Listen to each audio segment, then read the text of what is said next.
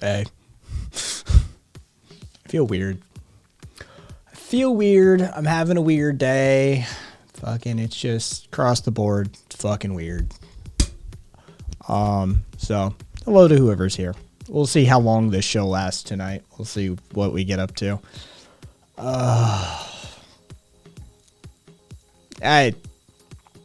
It's just, fucking, the water main in front of my house broke, or in front of my neighbor's house, but still cul-de-sac, right? So they were jackhammering, literally like with a digger with a jackhammer attachment, like at like 8 a.m. It's completely fucked my sleep schedule. And then, yeah, physically I just feel weird. Like, I feel weird. And I was in a bit of a mood earlier. But Angie and I had a good old-fashioned boomer bitch session behind the scenes. So. Oh. I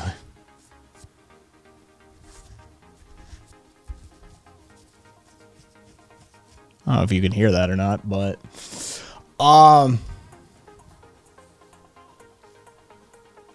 nice. Boomer bitch for life. Nice, Rev. So we're just gonna kick the stream off by Kai getting high. I mean, consuming a perfectly. Oh wait, no, fuck that.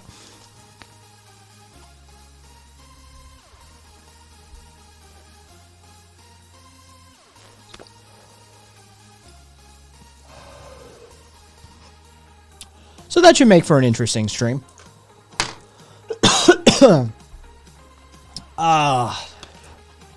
I'm sure my body load too, like, that'll definitely help. Like right now I'm kind of like, sweaty, tingly, fucking, it's just not pleasant. Part neuropathy, part who knows what. But I wish it were a new feeling, but it just sort of comes with the territory. I've had this experience before, so I know at least it's not hormonal, or not the additive hormones. As to whether this will devolve into a game stream, well, who knows? We shall see.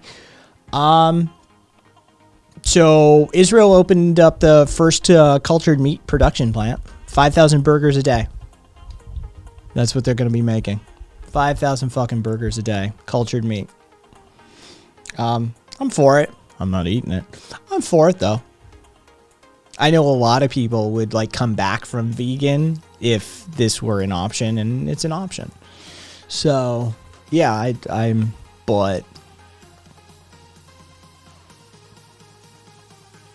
I have access to better meat sources than that. I'm sorry. You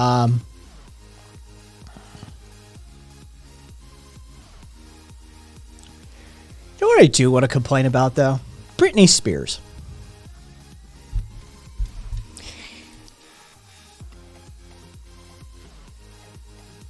Britney fucking Spears.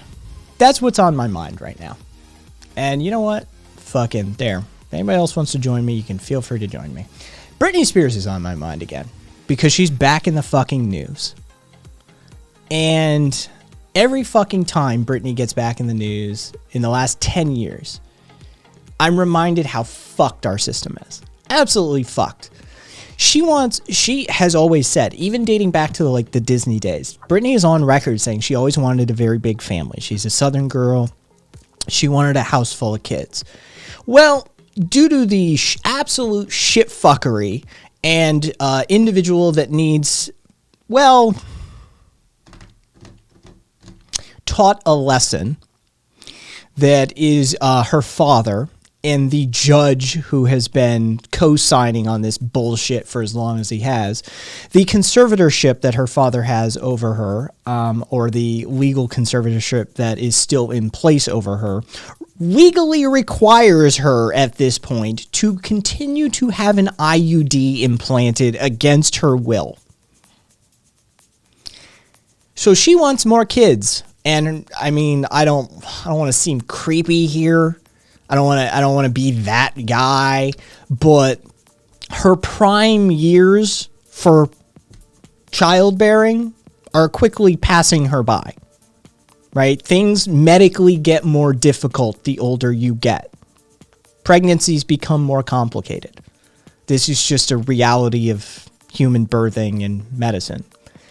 And so every moment that goes by that Brittany is denied more children makes it more life-threatening and more dangerous and just more complicated for her to have further children. So this is a woman who has had basically her complete autonomy removed from her. Finances, where she can live, how she can live, children that she can have or can't have. Literally, her autonomy has been removed from her legally by this system. And the fact that we have a system that can remove somebody's autonomy to that degree is terrifying to somebody like me. And at the same time,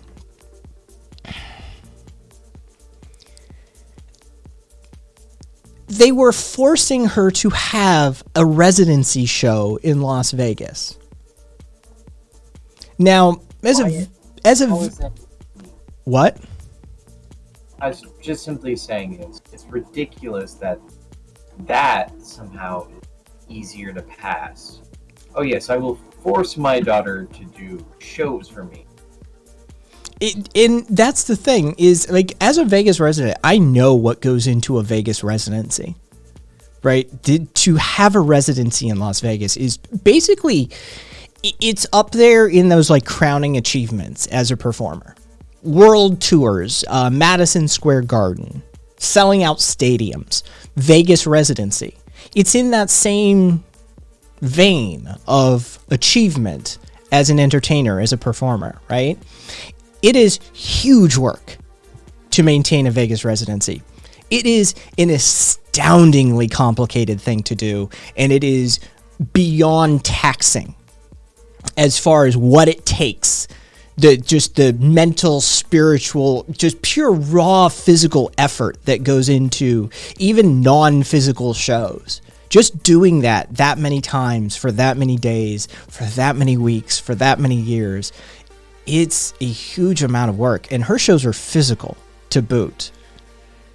And her to doing a semi-strip show on stage. Yes, that just means she used her entire muscles, used every muscle of her body.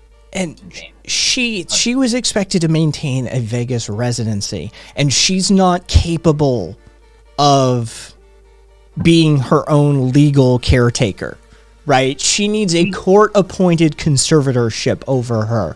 But she's expected to be able to perform at a world-class, top-tier performer level 5 and 6 days a week, 2 shows a day. If somebody were truly needing conservatorship, if they were unable to look after themselves to that degree, that we needed a court-appointed guardianship over them, they probably shouldn't be doing a Las Vegas residency, right? They should probably be receiving the help that they need, which would take up far more time than would be allotted for somebody who is trying to do a show of that caliber, of that scope and scale. This is the longest running enslavement of a pop culture icon I've seen in my lifetime. The only one that comes to mind prior to this would be Michael Jackson with his father. If you're familiar with the story of Michael Jackson's upbringing and good old Joe, this is in that same territory, only way more fucked up as far as the legal aspect goes, because the courts are involved in this one. And now she's trying to get out from under this conservatorship again. And honestly, I can't imagine it actually working. It's been effective for so long at this point.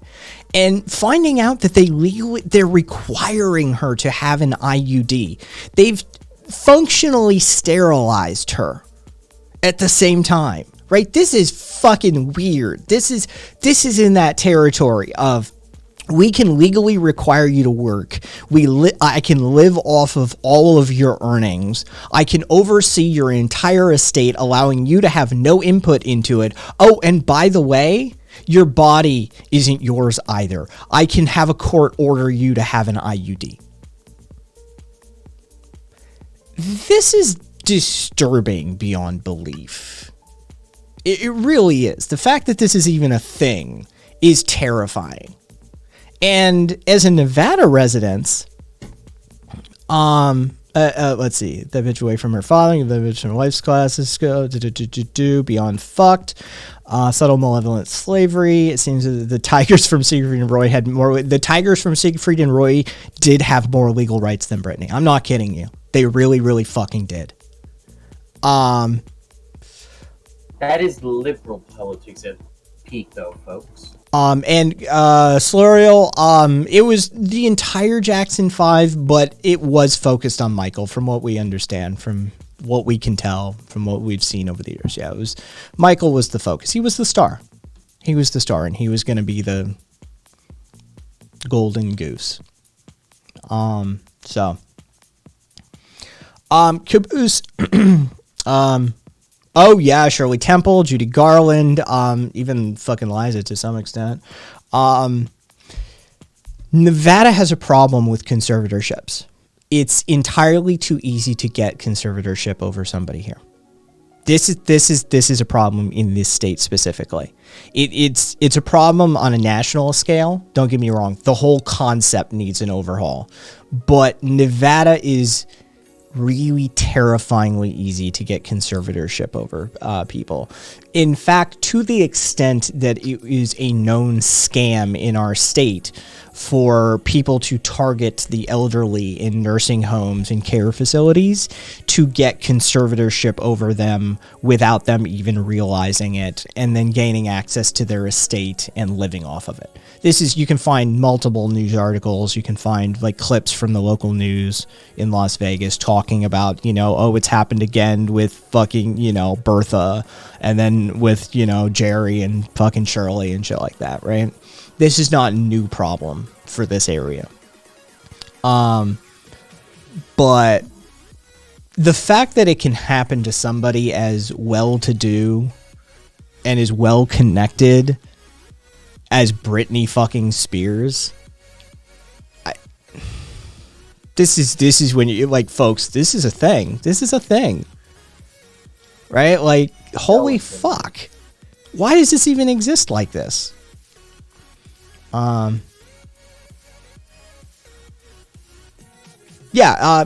Florio. For all intent, yes, it's legally the same thing. Yeah.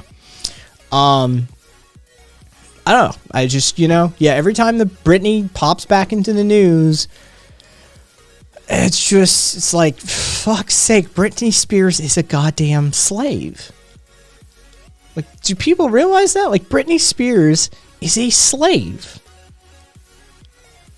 For real.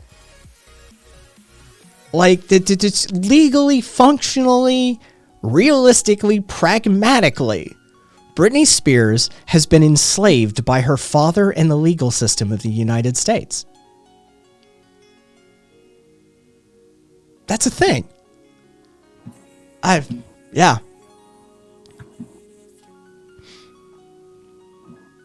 I just, that one trips me out every fucking time.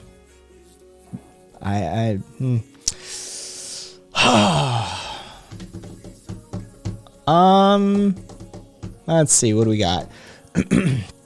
Oh, the U.S. military had a trainee document leaked, by the way.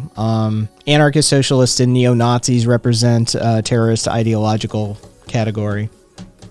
Part of the U.S. military training now. Just FYI.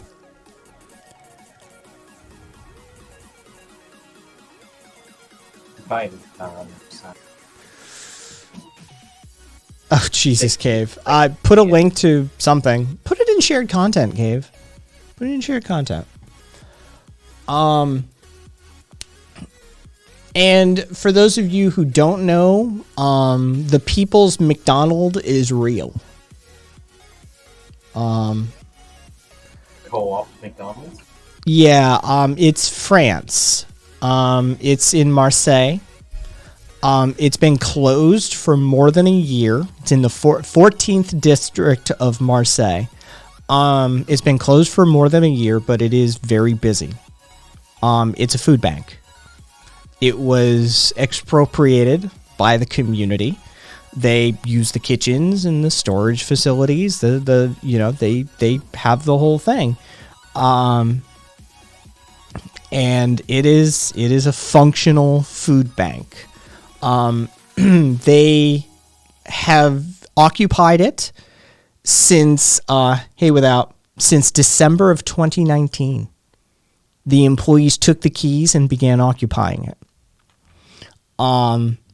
So after coronavirus kicked off, they turned it into an impromptu aid station. It's completely and utterly illegally occupied.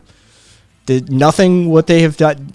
It's complete expropriation by the community, but there are lines around the door, around the block. Sometimes people lined up looking for help, and they feed them. They have fresh produce. They have like little sort of shop, almost like a little mini farmer's market sort of thing going on. They prepare food there. They use here, let me see if I can't. Let me get you some of these images.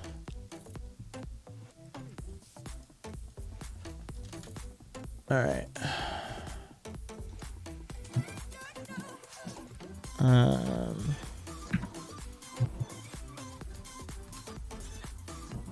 Just give me one sec. I'm just going to queue up a few.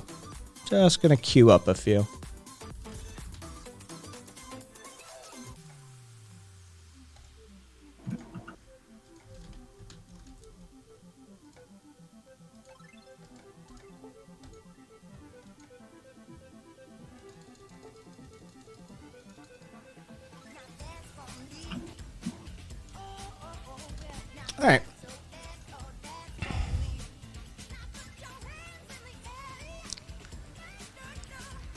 Here's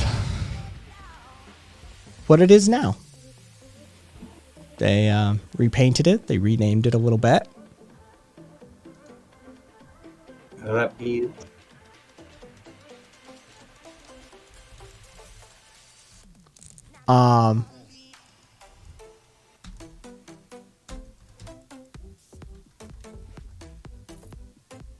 It means after McDonald's. That's what that name means. Basing on, after M. Yeah, thank you, Eloy. Yeah, I had to. Yeah, it means post McDonald's or after McDonald's. Yeah, this is what comes after. And they have like fresh produce, like France. This is Marseille. Okay, this is France. Right? Like, they're not fucking around with their food. They've got actual, like, goats and shit hanging in here. Oh, God. Oh, anarcho-feminist literature. A couple weeks now. Oh, God. And it's anarcho. Don't do that fucking... I'm sorry. The term is Greek. It's not gendered. There's no reason to fucking change the O to an A. Don't do it. Don't do it. Yeah. Walk up, greeted, get yourself some fresh produce. Yeah. It's...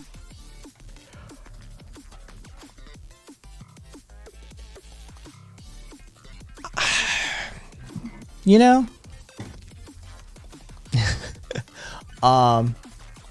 It's a good thing. It's a good thing. So, if you're ever wondering what to do with that disused commercial space in your community that seems to be constantly without a business in it, I'm just saying, there's options. There's options.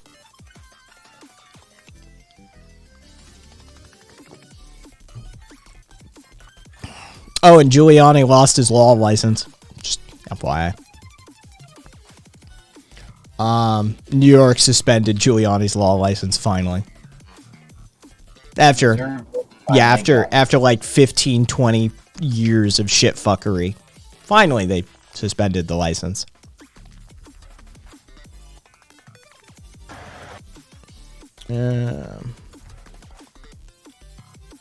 Of course, I'm sure it's all fucking temporary. He'll fucking get it back. It's a good old boys club if there ever was. He kind of already, his judge is already, so his defense lawyer already made kind of. Rudy Giuliani has been an outstanding member of the legal community, and you will see soon enough why he will not only be reinstated, but he will be saying sorry for taking it away. So Canada. Oh no. Yes. This happened in Nova Scotia earlier. Canada.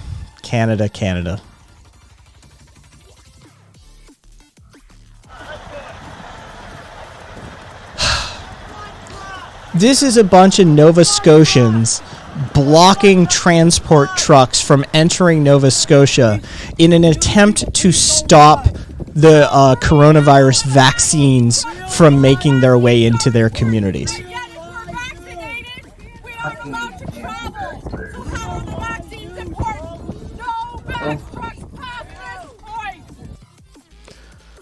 If you're wondering if they're how long that lasted, all of like minutes. I was hoping the semi was just gonna push that car like to the side.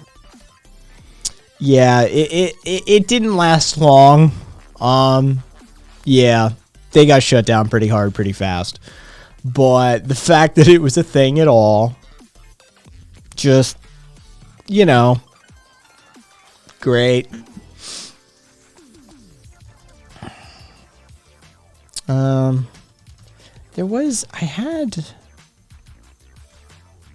There it is. I knew I had another one. While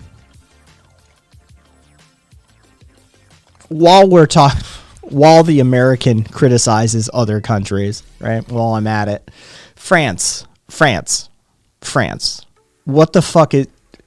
Go back into the streets. There's more reasons to like still. Just if you stepped in for tea or coffee or something, step back out. It's time to like overturn some cars and shit again. A woman in France is on trial for killing her stepfather, who started raping her from the age of 12, forced her into prostitution, and then married her. She shot him after being raped by one of his clients, but the court ruled no self-defense allowed. She's facing life in prison. What the fuck? The guy a goddamn France. Politician or something? France. What the fuck? Yeah. Decades. Literal decades of abuse at this man's hands. Look, yeah, don't take law into your own hand. She was abused, trafficked, and raped by her own father to the tune of decades, and the system never noticed. Okay? The legal system, the judicial system, the criminal justice system, whatever you want to fucking call it, the police never fucking said shit. She's like, I don't know, 40 or some shit now. Okay, so let's do some math. Oh, I can tell you exactly how old she is. She's coming up on 37. From the age of 12. Okay? Pregnant at 17. Trafficked. Raped. Taken advantage of. Molested by. Impregnated by her own fucking stepfather. You know what? Yeah, you don't get a word on this one, legal system. You don't get to speak up on this one. Well, she could have followed proper avenues. Where were you for the better part of 25 years? Where were you? This is the kind of shit you're supposed to be keeping an eye on in your community, right? Like, this is your function as a police force. This is your function in society, is to make sure that 12-year-old girls aren't being raped and trafficked by their stepfathers, right? Yeah, right? For decades, with multiple children. Yeah, she finally shot the motherfucker. Actually, I don't even think she shot... No, she shot him. Yeah, she shot him. She finally shot the motherfucker. Buried him out in the woods with the help of her 2 children. Yeah. Fuck that guy. You had your chance at reforming him. You had your chance. You had a couple of decades. You had 2.5 decades at your chance of reforming him. This is just how shit works. Sorry. The only restorative or reparative justice for this woman was to put a bullet in that dude. I get it. Sorry. That's just things cleaning itself up. Yeah, exactly. She's based as shit. Good for her. Like, fuck that dude. Fuck that dude. I'm sorry. I am very happy he's dead. That's... You know, I can't give a shit about somebody like that. And society's chance at restorative or reparative justice, they missed their chance. That's the thing is, I mean, any good anarchist will tell you we're about restorative and reparative justice.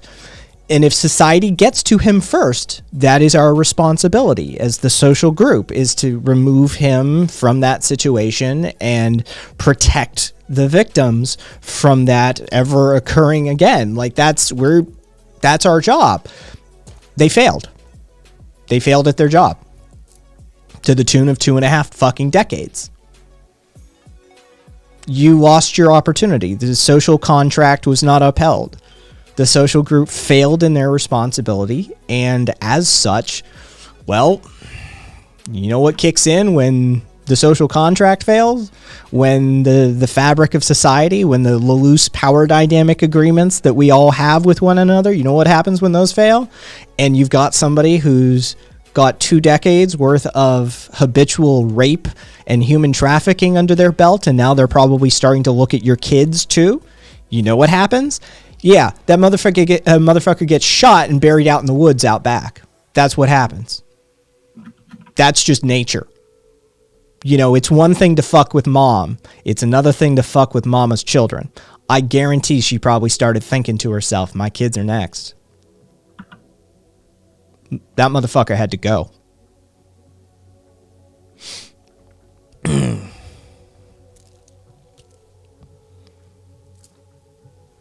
Oh, lovely. Eloy. She couldn't go to the police. So many of the women went to the police, got rejected, and killed by their husbands or ex-husband. Yeah, quarter of a century. Sadly, a bit late. Quarter of a century late. Clapping agreement emoji. Something TOS violation. Something rip him in his judiciary. Something TOS violation. There just wasn't any possible way to spin this in favor of her father. Like, how? How do you side with father? Like, yeah, no, it's. Yeah. Like, I don't care. You could argue that it's premeditated. I don't care. I don't care. There's no clause that you can bring me within legal construct that says this woman is responsible and should be held responsible legally and punished for the killing of this man. He deserved to die. He violated the sanctity of her life so many times, right? Like, her right to self-defense, like she's got like a thousand coupons for self-defense killing in this case. Like, you know, it's like, look here, take one. I've got like 10,000 more for all of the shit he had done from the age of 12. So he groomed her. He fucking broke her psychologically too, right? Like, this isn't just, oh, I'm not trying to downplay or degrade or say it is somehow lesser than, but there is a huge difference between attacking a grown-ass woman who's jogging in the park and raping her. And that type of psychological trauma, and physical, but psychological trauma you'll be inflicting. And then taking a 12-year-old who is your stepdaughter and grooming and raping and human trafficking. Right? That type of and degree of psychological trauma that he inflicted results in a whole host of reasons why didn't she do this or this? Do you understand? He was a tyrant. He was a sexual dominating tyrant, an abuser the likes of which I hope nobody ever encounters in their life. And he did it from age 12. Yeah, I'm not surprised it took her this long, quite frankly. No, that's fairly fitting. This is why I think it had more to do with her kids, probably. Knowing not even a huge lot. I'd love to talk to her. But I think it's at 37 with 2 children, I think that's probably the thought process, is my kids maybe next. And we know what happens when you fuck with Mama Bear. Shit gets real fucking fast. Shit got real. And now France,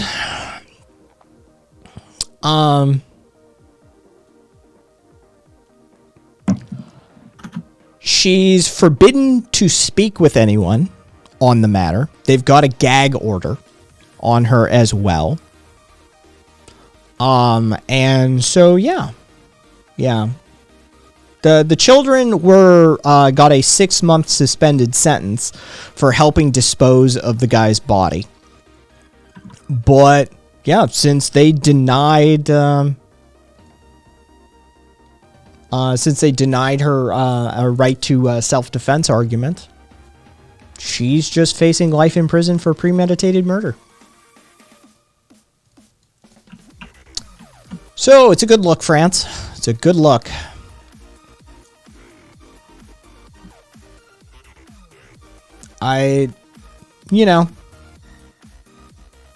Yeah.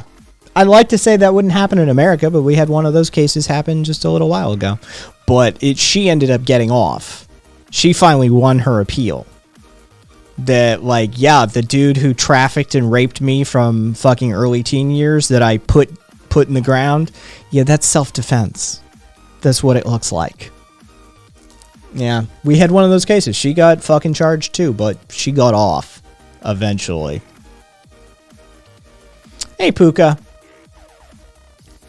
Duffy, just a case in France where a woman was trafficked and raped from age 12 by her stepfather, and she finally put him into the ground after a couple of decades, and they've denied her self-defense plea, and so she's facing life in prison for premeditated murder now.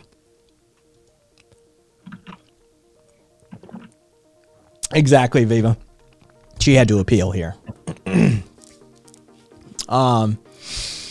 Yeah, so, I had that one from the other day that I saw that I just immediately, what the fuck, France? What the fuck? Knock this shit off, please.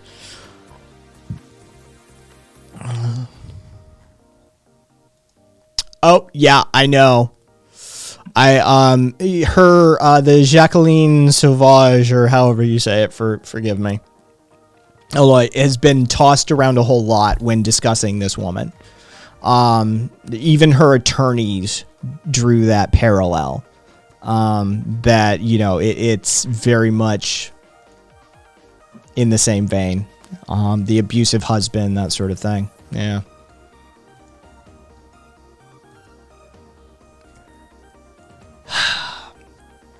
Let's see. What else I got? Oh, this is a fun one. Yeah, I don't know, Caboose. Fucking weird, right? This is a fun one. Fun fact about the state of Tennessee.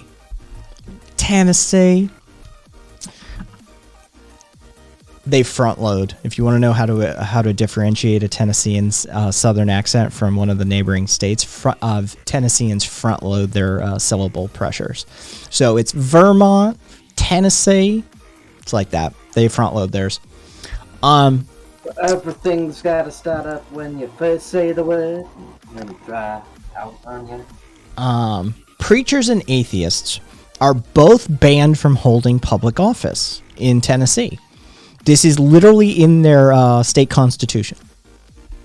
Wait, preachers and atheists? Alike. You cannot have any religious or non-religious open affiliations.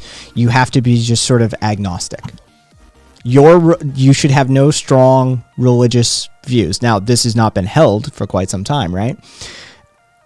Due to the fact that Tennessee is Tennessee, they're removing the ban on preachers having holding office, but they're leaving the ban on atheists in place.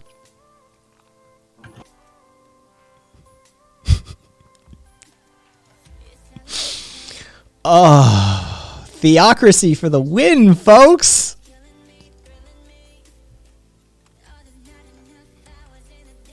Yeah. Eloy has said that their police minister is an actual rapist. Jesus Christ. Yeah. Viva, you're adorable. You think we actually give a shit about any of this stuff? Yeah. Yeah, no, Caboose. Yeah, what's that? Separation of church and state? Never heard of it. The whole fucking thing. The whole thing's a shit show. Oh, and let me try and find the latest footage, because I've seen footage of this before, but I love when a controversy happens like multiple times.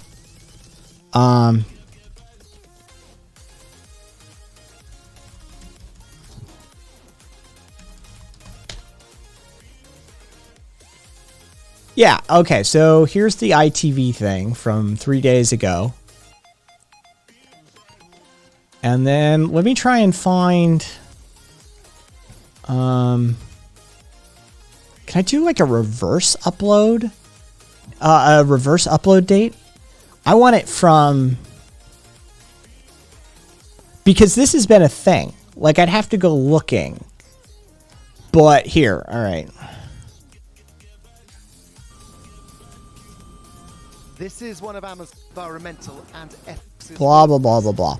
All right, so here's one of the dumpsters. Brand new books still in their wrappers. Or jewelry or steel cutlery.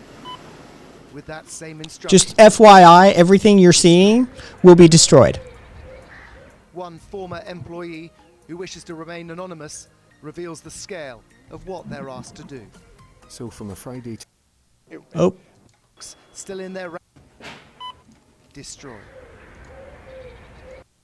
One former employee who wishes to remain anonymous reveals the scale of what they're asked to do. So from a Friday to a Friday, our target was approximately 130,000 items a week. The target to destroy from one centre was 130,000 items. Yes. You catch that, right? The target. All right? They've got a quota for how many products they need to destroy a week, not how many they have to.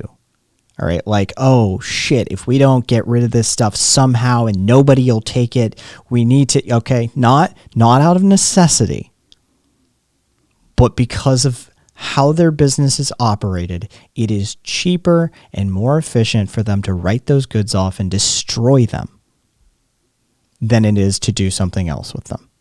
And they've got a fucking quota on the number. And how did that make you feel when you knew that? I gasped. There's no rhyme or reason to what gets destroyed. Dyson fans, Hoovers, the occasional MacBook or iPad.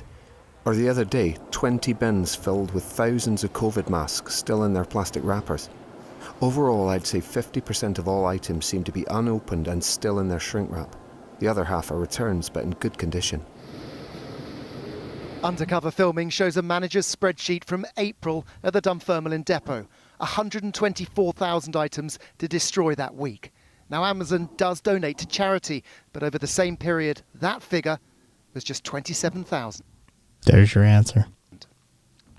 Suppliers who sell their goods through Amazon often store them in their warehouses. The longer they're unsold, the higher the charges until it becomes uneconomical. For international vendors, it's often more expensive to get the products sent back than be disposed of. So they're often loaded onto pallets, again marked destroy, before heading out on lorries that we track to see where they went. Well, we followed this lorry from the Amazon Fulfillment Centre with those items marked electrical destroy, and this is where it is going to a waste management centre around an hour away. Behind the tarpaulin, the huge amount of unwanted goods are revealed. We watched as the pallets were removed one by one. Several such loads can leave the depot every day. Separately, we followed another lorry as it headed out, carrying non-electrical items. The destination, a landfill and recycling site, only a few miles from where they'd been stored, and in the main, still perfectly usable. Recently, Amazon's UK boss, who at the time was not aware of our investigation, did admit this to us. So how much of the stock in your warehouses ends up being destroyed? I'm afraid I don't have Is it very much? that number with me. It will be extremely small. We showed our findings to the environmental campaigners, Greenpeace. It's just an unimaginable amount of unnecessary waste. Each of these items requires natural resources and carbon emissions and human labour to make. That is why, as long as Amazon's business model relies on this kind of disposal culture, they're just going to expand, things are only going to get worse. And now the Prime Minister is promising to investigate. Well, it sounds incredible to me, and... Okay, we don't need to hear from Bojo. Boris Johnson. How he's wearing a scientist jacket to look smarter for that interview. Boris does it. This is we don't need to hear from that. But this is not new. Like, I remember seeing a documentary about this like 5 years ago or something like that. That Amazon's warehouses, due to a function of their business model, destroy a huge amount of product. And like we've known for years, like, and this isn't unique to Amazon either, by the way. Like that's the truth here.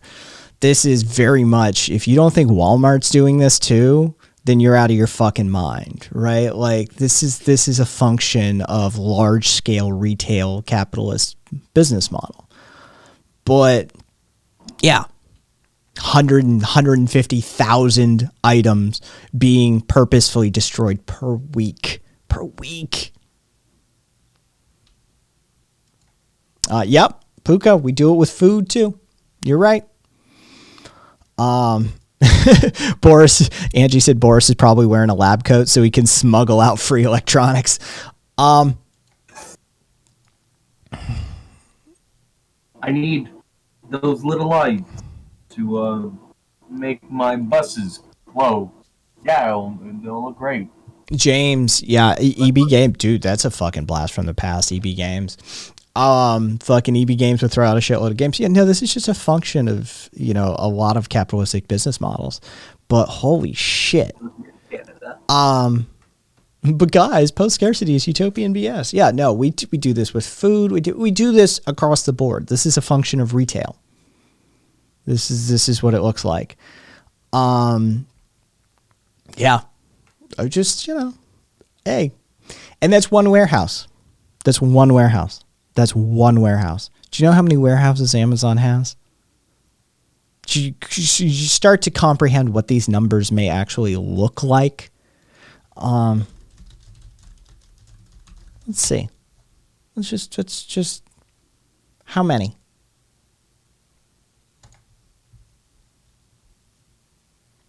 A typical Amazon facility is at least 100,000 square feet in size, just FYI. They have 185 active fulfillment centers globally. So we'll give them benefit of doubt.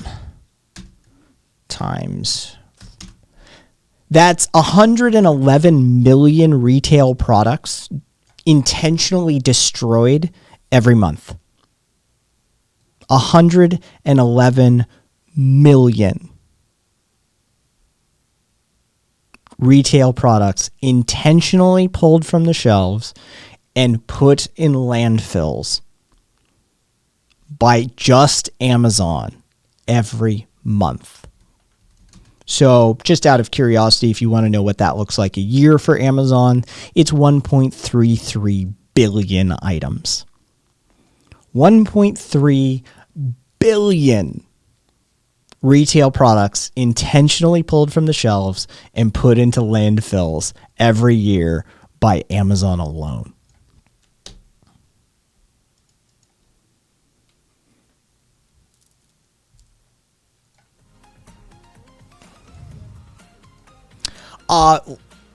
Broder, general liability, and if it basically part of the write-off process means it has to be destroyed. This is part of the legal and tax ramifications of writing a product off. Yeah. This is unfortunately not just them. It's a function of the economic system and a lot of the regulatory aspects of it as well. This is one of those cases where we look at like Blackstone buying up the properties, and then you talk to somebody behind the scenes in like Swede, and you realize, oh, like their hands are actually kind of tied in a weird way for this.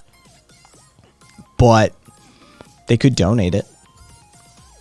But nobody's going to take that kind of donation. This is the truth of the matter. Nobody wants a fucking like a thousandth, right? Like nobody needs the 1,000th cheap toy helicopter for a charity shop, right? A lot of the stuff charity shops don't want, and so it just part of our consumer culture. Part of the fucking economic system, part of its regulatory manners, part of it is the capitalism itself. It's a lot of sickness to go around. There's plenty of fucking places to look at, say, that needs fixed, that needs fixed, that needs fixed. That ends up in Amazon intentionally destroying 111 million items per month.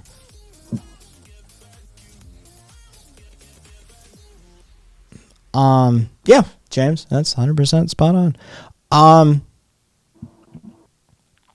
Zippy. Start the argument where it starts. You need to overhaul the Supreme Court because you need to undo Citizens United. You need to roll all the way back to Taft-Hartley and undo the shit fuckery with the unions being undermined in the U.S. You need to probably kick off the entire board of the SEC and start from scratch there. You probably need to clean house in Congress too. Anybody who's ever been a lobbyist probably needs to fucking be sequestered and not allowed near anything. You need massive overhauls because all of that stuff is a function of business, a function of cash. Yeah, it's a big fucking thing.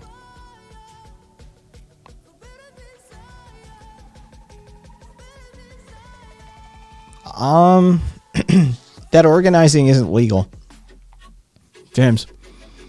That organizing actually isn't that degree and type and level of organizing that we need actually isn't legal. Yeah, that's part of my reference to Taft-Hartley. They made that illegal too. Oh, Zippy. I really can't give you too much happy news for today.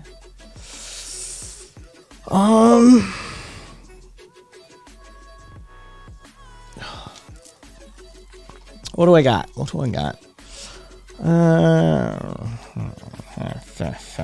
I gotta tell you no.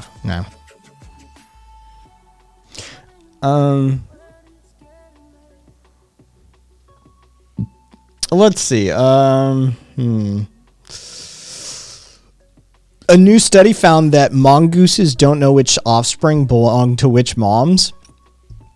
So all mongoose pups are given equal access to food and care, creating like one of the most equitable animal societies that we've observed. Listen, man, mongoose don't give a fuck. So, just, there's that.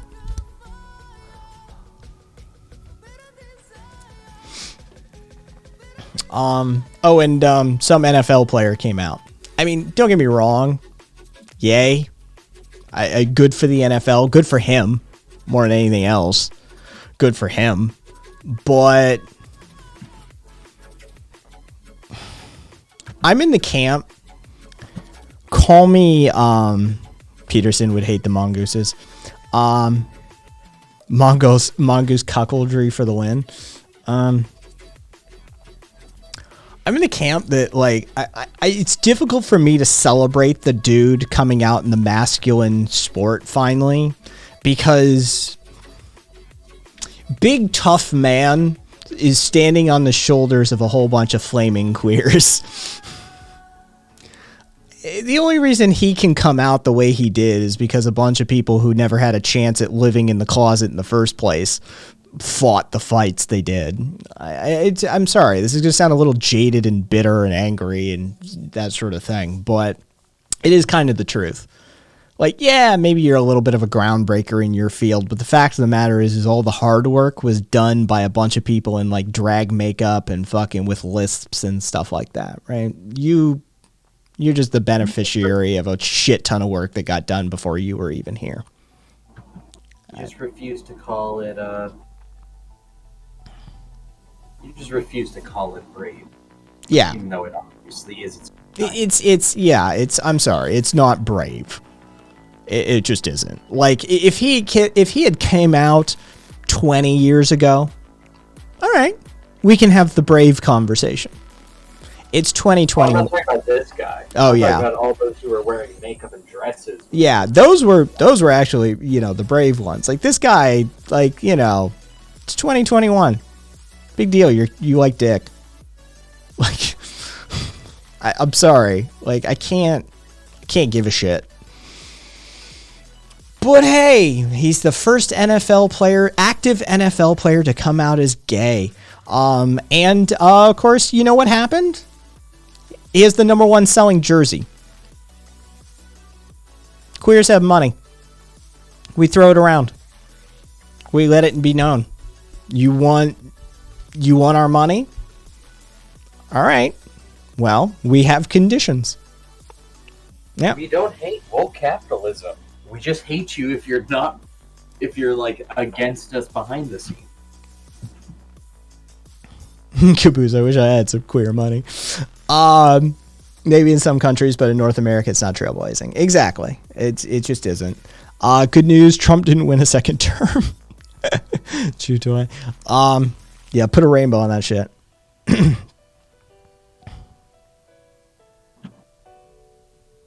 Yeah, yeah. And then this fucking idiot. Yeah, reject all those. Like, you can fuck off with that shit. Who is this person? India Willoughby.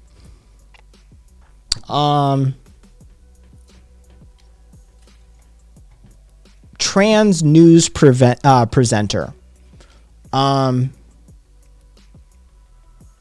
She was on the, let's call it, controversial news channel GB News, which is just, it's explicitly a right-leaning political news channel. Let's be generous, and that's what that's about. It's she was on an explicitly right-leaning news channel, and she said she won't be returning. She quit GB News, accusing the channel of opening the gates of hell for trans people. It's a monster. It's an absolute nightmare for people like me. It opened the gates of hell. You voted for the leopard eating faces party, and the leopard ate your face. What'd you think was going to happen?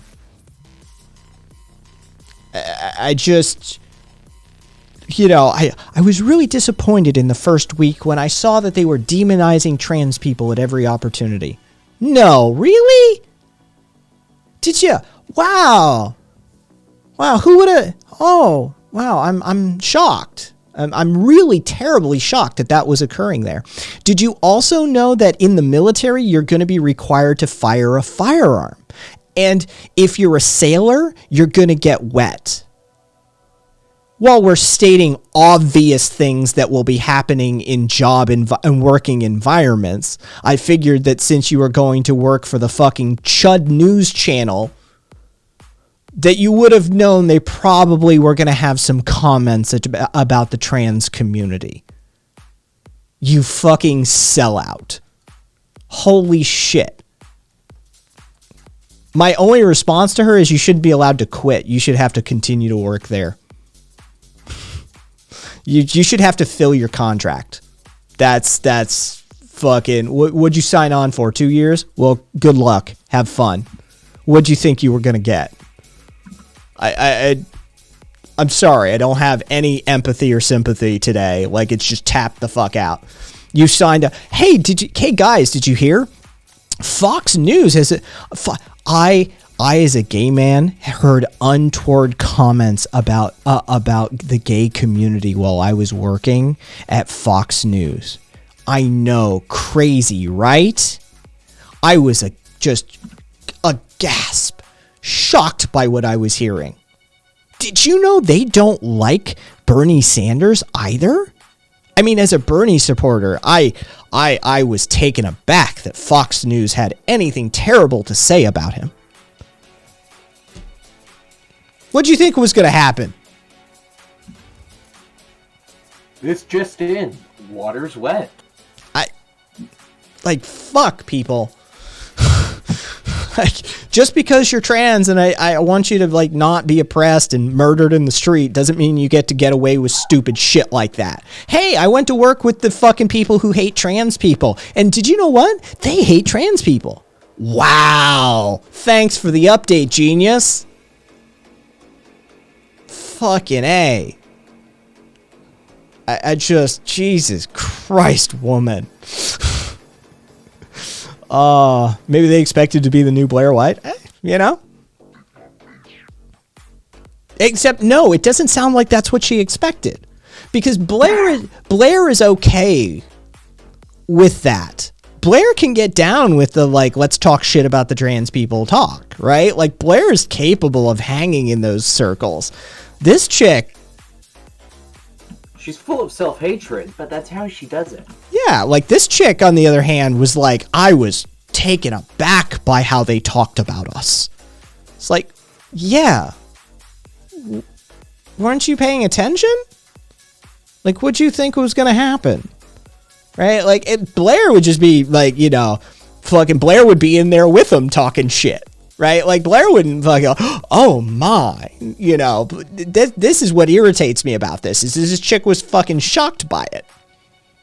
Oh, it's absolute nightmare. It's yeah, duh. I don't, what the fuck? Where were you?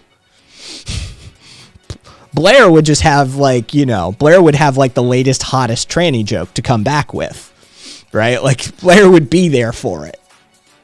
This chick, on the other hand, I don't know what her deal was.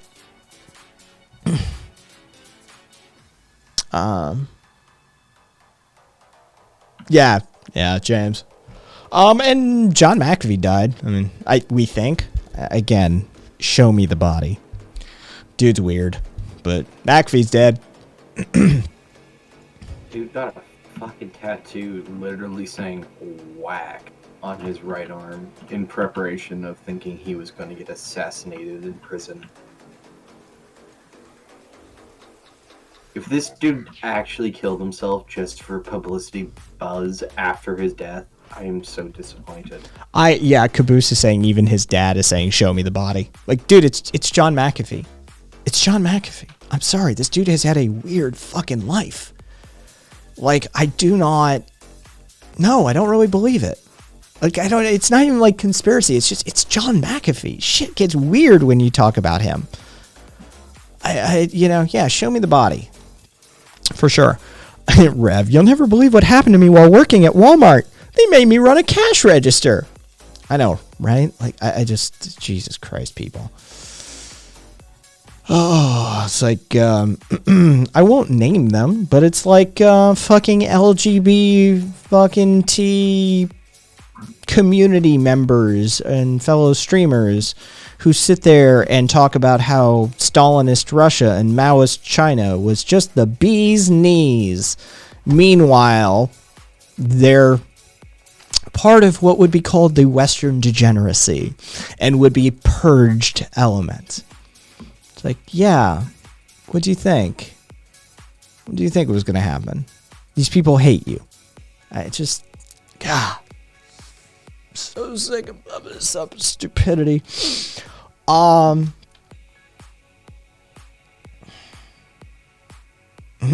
Zippy, name them.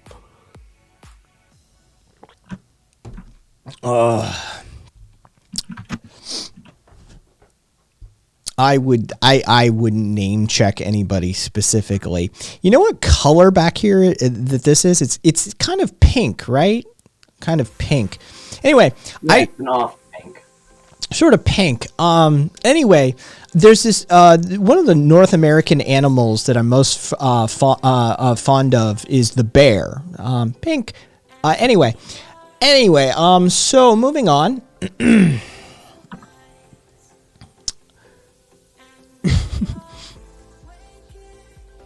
Do I ever drink sparkling water? Not with any regularity. From time to time I do, though. Yes, exactly, Chew Toy. Exactly. Fucking orange wombat. Nailed it, right? Yeah, so let's see.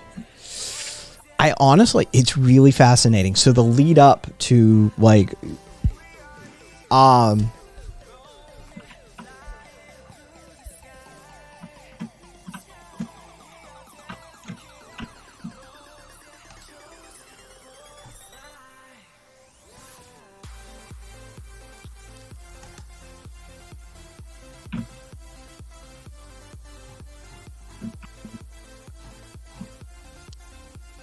there we go. Okay. I had to look you up.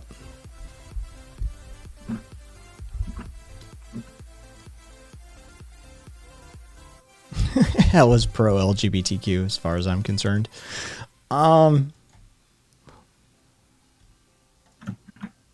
Yeah, there you go.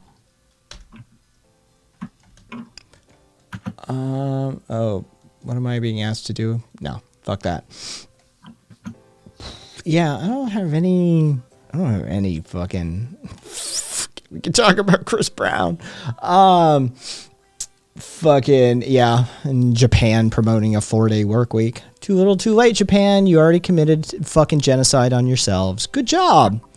It's rare you get to see a people actually genocide themselves. Japan actually was like, hold our beer on this one. Fuck it.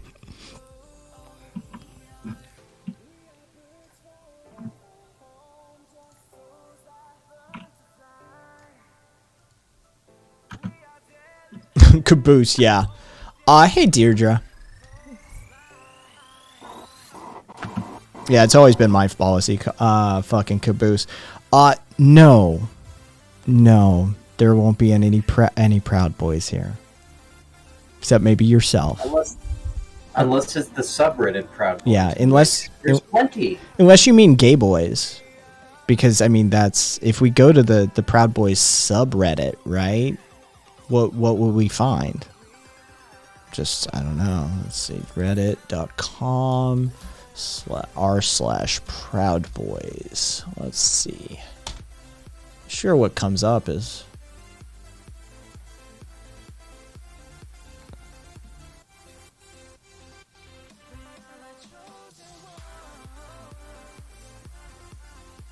Look at all those Proud. Interesting. Well, welcome, XQC. Welcome. I didn't, out and proud, right? I didn't know that that's what that was about. Fascinating.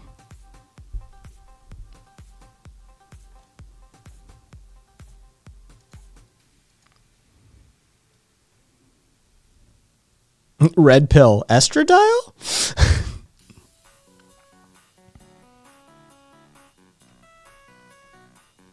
Interesting, Angie. Yeah, that's interesting that you're all about that Proud Boy life. Hey, you know, you do you, sweetheart. I'm not the type of gay that goes out and like does parades and marches and shit like that. And that's never really been my scene. But you know, however you express your love between you and whatever partners you choose to be a part of in a relationship with, that's up to you, as long as everybody's, of course, a consenting adult. But beyond that, you know, you express your love, babe. And if that means, you know, hashtag Proud Boys, fucking gay shirtless rainbow stuff, babe, I'm there for it.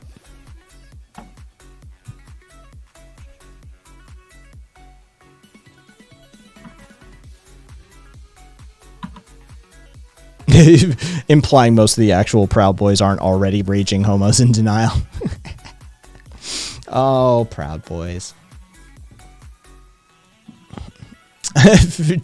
Angie, I don't want a proud boy. I want a proud man, big and hairy. I mean, he's already said hashtag Trump 2024. So, I mean, cupcake. Didn't that answer your question? I mean, he's at least of a fan of a dude who used to talk about his underage daughter as a sex object. I mean, I'm just saying that that's not a great look. You know, the people that I would support politically, generally speaking, I try and make sure that they don't want to fuck their underage daughters.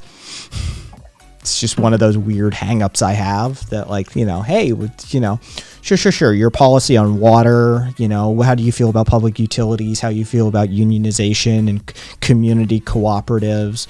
How do you feel about decentralizing some of this power structure? And, oh, by the way, are you trying to fuck your 14-year-old daughter? Yeah. It's just one of those weird hang-ups I have.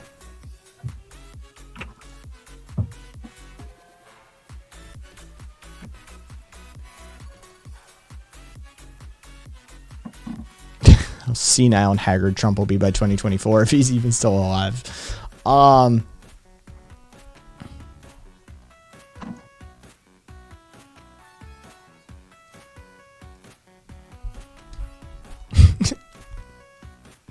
If you think Biden is a commie, then you are poorly educated. And if that is the case, well, you know, it's really not a terrible shame that you left the country. Raising the collective intelligence level just by leaving, I'm okay with it. If you think Biden or the Democrats are commies, I can't help you. There's too much education. We need to go back to elementary school for that level of education. Dude, anarchists are big into education. We're all about the fucking pedagogy. We're all about, like I tell my community, 50% of what an anarchist does is education. But if you think that crew are fucking commies, then holy shit, man. Like, I don't have time to do that level of education. Good luck. That 4-state solution meme looked pretty cool. I know, right?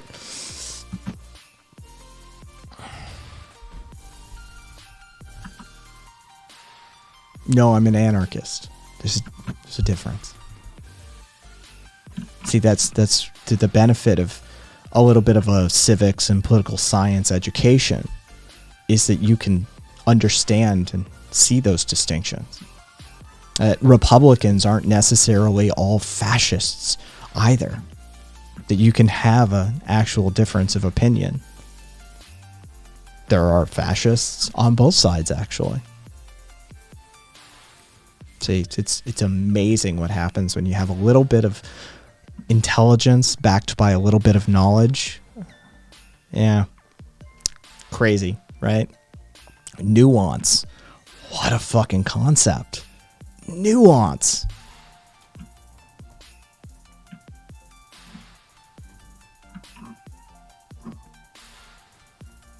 Oh, I know, Deirdre, yeah.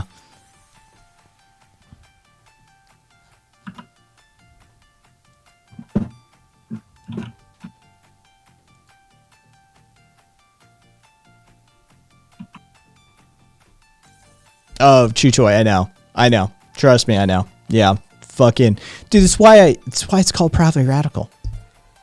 Like this country has no concept. The Overton window shift in this country has completely warped people's brains. The Bernie Sanders is the far left, like it's a radical leftist Bernie Sanders. Are you shitting me? I mean, maybe 60s and 70s Bernie. 60s and 70s Bernie was based as fuck. But 60s and 70s Bernie is fucking 50 and 60 years ago now, right? Like that's a long fucking time ago. So yeah, like fucking trust me, I know.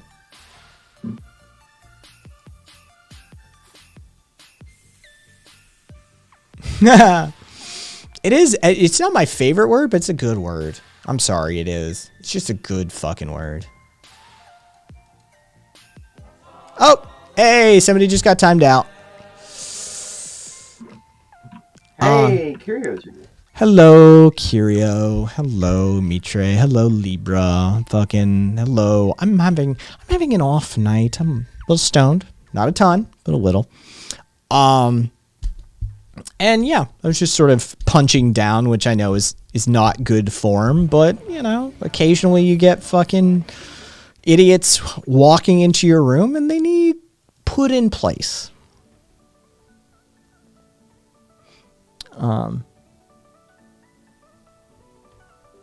Chuchoy, that's good to hear though. That's good to hear. Yeah, exactly, Libra. From time to time, you know, you have to school somebody in the ways of the world. Wow, Bad Adams, thank you for the fucking biddies. Puka, they kind of asked for it. Fucking, yep. Oh yeah, Rev.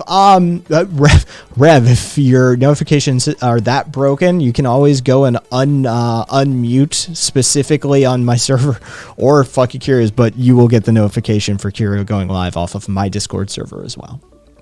He is one of the automatic self-promotions that happen from the bot.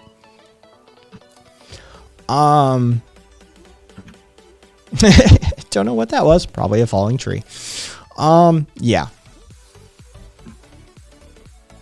Did y'all have a good stream?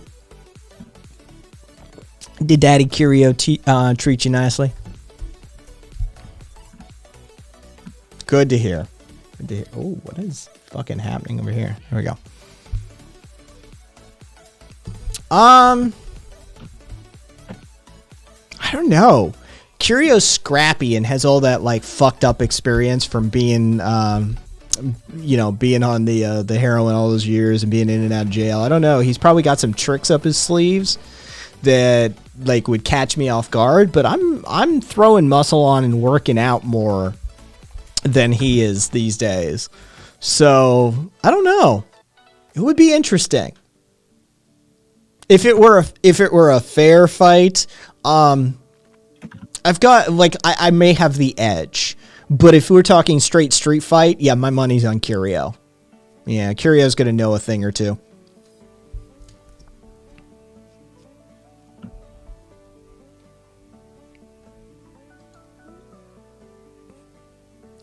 Caboose. Yeah, I remember that feeling.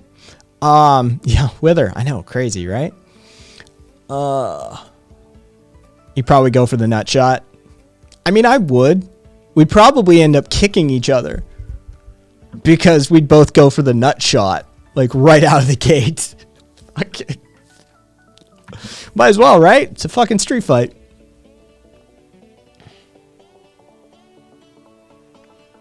Oh, Chutoy, I didn't play that. It's not one of my franchises. Is that Witcher? Stormcloaks. Is that Elder Scrolls or is that Witcher? Karina. Sorry, what am I looking at? Skyrim. Thank you. I'm like, which one of these is? Yeah, it's definitely Skyrim. Yeah, I'm like, which one of these? Yeah, I didn't play any of that. I'm not a high fantasy guy. I don't like high fantasy. Hey, Chris. Yeah, and from what I understand from the lore, aren't they all kind of assholes? Like, both sides are just terrible people. Like, yeah.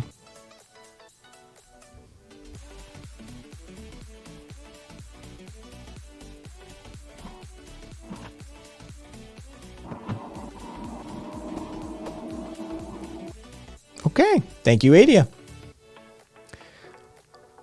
The Khajiit are the best. I know those are the cat people. I know that meme. You don't escape that meme. Shizargo is here to teach you magics.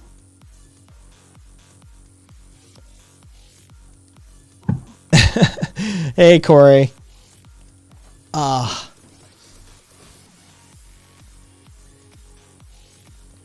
why whenever I play Skyrim, I never take side in the war.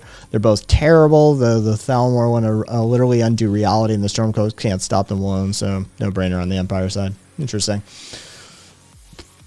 That's why you play games like Hitman, where you are a morally and ethically neutral party who is merely engaging in pure capitalism. You pay me, I murder people. That's no morals, no ethics. My only job, my only concern in this world in Hitman is, do I have the equipment I need, or how can I procure the equipment I need to murder this fuck? It's much cleaner that way.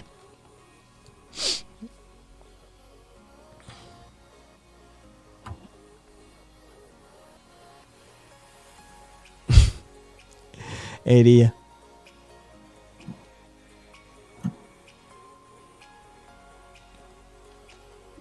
Yeah, I miss Hitman. It's gonna take a bunch of years before we get another Hitman game. Because now they're working on now IO's working on fucking the latest James Bond game. Talk about useless. Yeah, but if you wanted anyone to do James Bond, you'd want him to do it. There's no video of President Trump sucking a ding dong.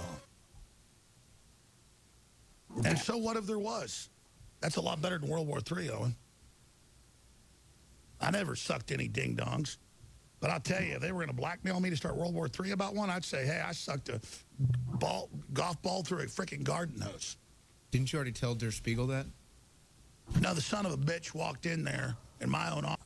Alex Jones is kind of fucking sane in this clip, right? Like, this is actually fucking sane Alex Jones.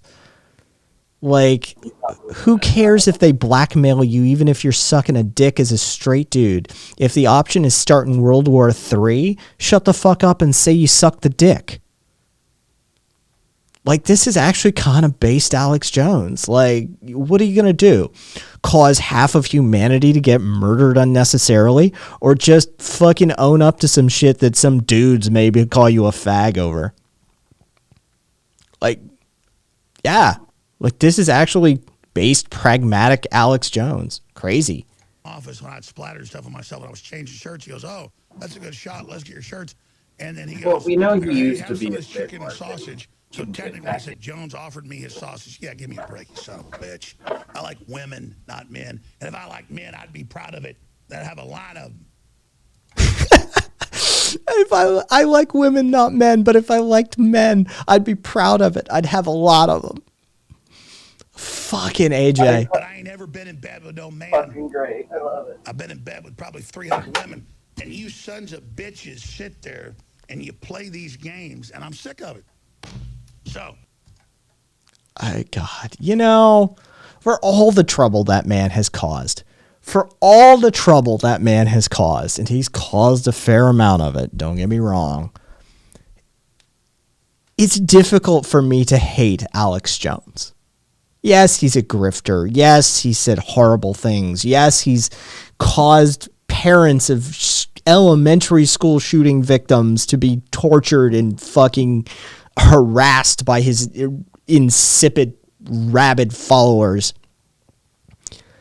But the man is so insanely entertaining He's just so fucking insanely entertaining. Yeah, oh no, the guy's a terrible human being.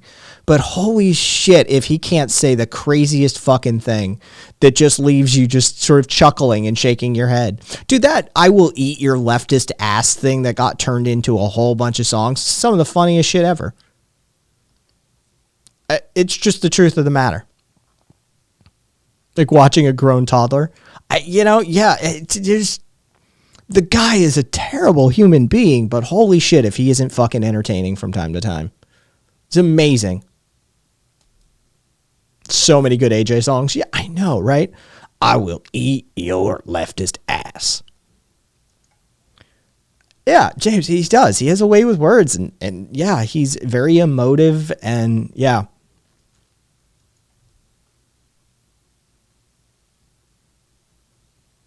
Gay Frogs is a banger. No, dude, I can't bring myself to fucking hate Alex Jones. I just can't. The guy's hilarious. He is. He's fucking hilarious. The entire concept of Alex Jones is hilarious. Let's see. What else we got? What else we got?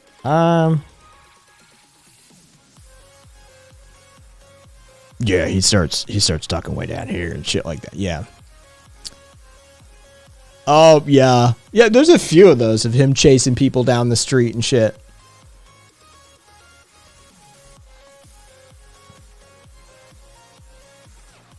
I hate statues, but one of him. Man made it. And I'm coming. I hate statues, but one of him. Why not, says James. Just do it as a straight troll to future generations. Like, let's just all agree to not talk about it.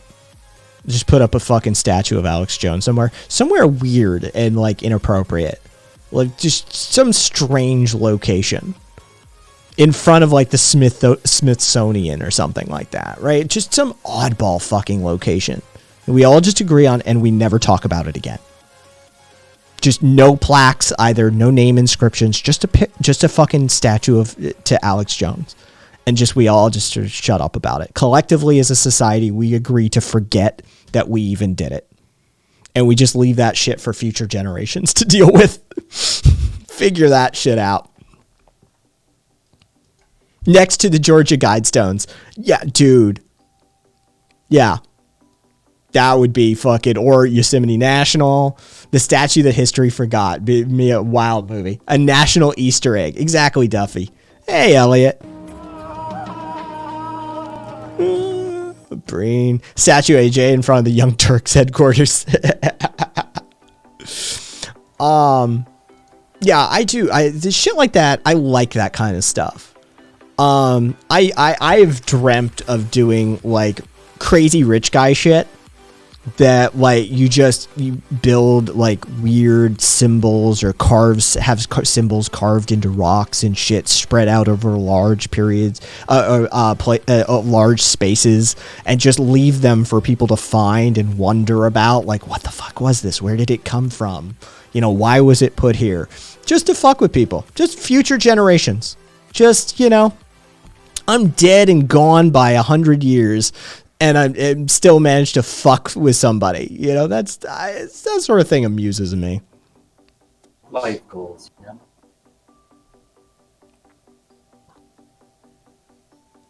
Rich people don't have enough frivolous parades, in my opinion, says James. You're right. If I were Bezos rich, I'd throw myself a parade. Why not? Right? If you're going to do the whole narcissistic nut job thing, do it. Lean into it. Well, you already look like Lex Luthor, motherfucker. Start acting like it. Yeah, I'm throwing myself a parade. Why not? Yeah, bring back the Triumph. That's a good idea, Chuchoy. Like, if you're gonna have the wealth, show it off. Do some shit with it. It's all fucking paper money and shit like that. It's not. The wealthy of today they're really not good at being wealthy. Right? Like, think of some of the shit the kings of old used to get up to. Right? Like, think of what Mansa Musa did. Mansa Musa collapsed like an entire section of the global economy because he just went on the Hajj. He went to Mecca and just spent. What did he take? Like 80,000 people with him or some stupid shit like that? I mean, the guy literally was just handing out bags of gold to people. Absolutely devaluing currencies and collapsing the gold market for a region of the world for years. Right?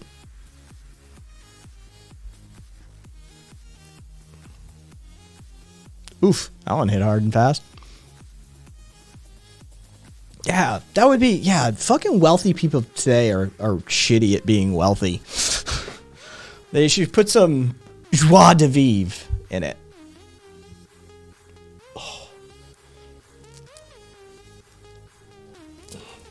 Pommy the Great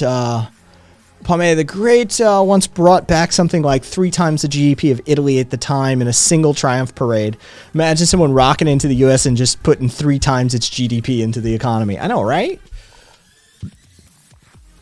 James, true. Rich folk are mostly forgettable and less zany than most people's neighbors. Honestly, they are. I've known some. Where the hell is our heir's Robin Hood anyway? Chair kicker. It would be interesting, wouldn't it? It would be interesting. Yeah, I've known a fair amount of well-off people. They're boring. They're uncreative. That's the thing. They lack creativity more often than not.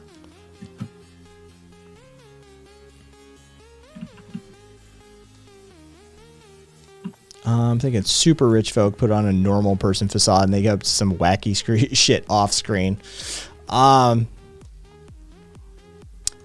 would a fucking Robin Hood look like today?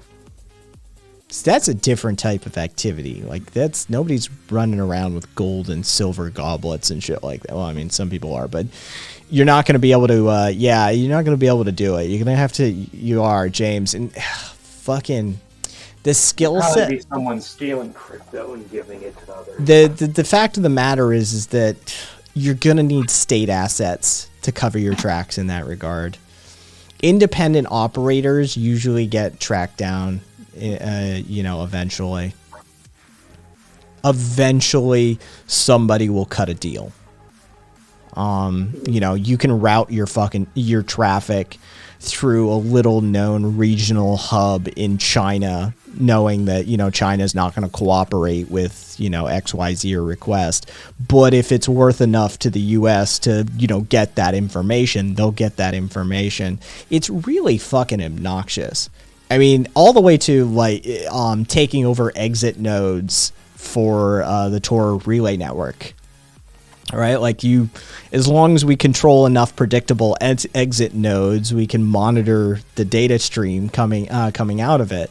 It's sort of a matter of how much are you willing to spend to find this person. Like, if it means that you have to pay off entire nation states, well, you do it. Cupcake for the average person tour is fine, but it can be compromised. It can. It's very rare, but it has happened. And usually it has to do a lot with end users not understanding the functions of, operational security for information technology. But there are methods to capture exit nodes. Yeah. Yeah, Chair. Yeah, then the distribution aspect of the expropriated goods. It's a difficult venture to really do in today's day and age. You'd need state backing. Oh God, I just listened to a video where Biden pronounced Latin X like Kleenex. Just can we not? I've never known a native Spanish speaker who looked at Latin X and was like, yeah, that we should do that. I live in the Southwest, folks. I'm surrounded by native Spanish speakers. Nobody fucking wants that shit. That's some bougie upper middle class white social sciences shit if there ever was. It's kind of an insult to an entire community of people, frankly.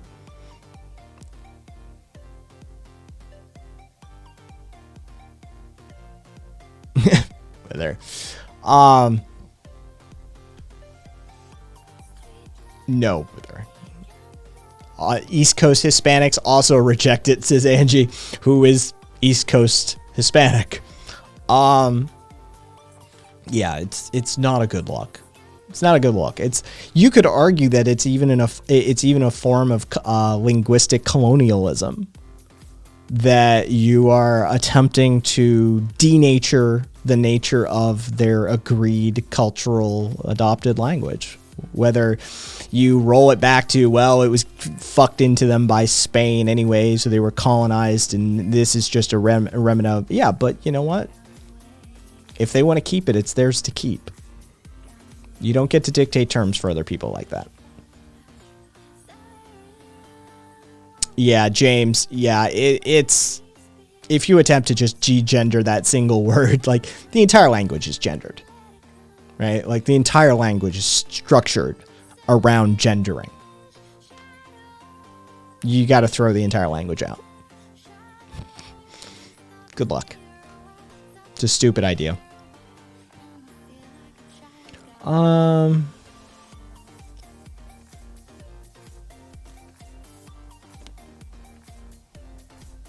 Apparently Trump's getting sued again.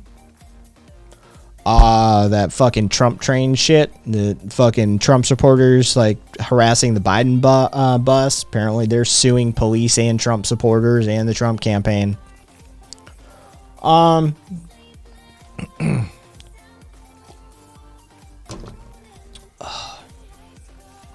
that's creepy.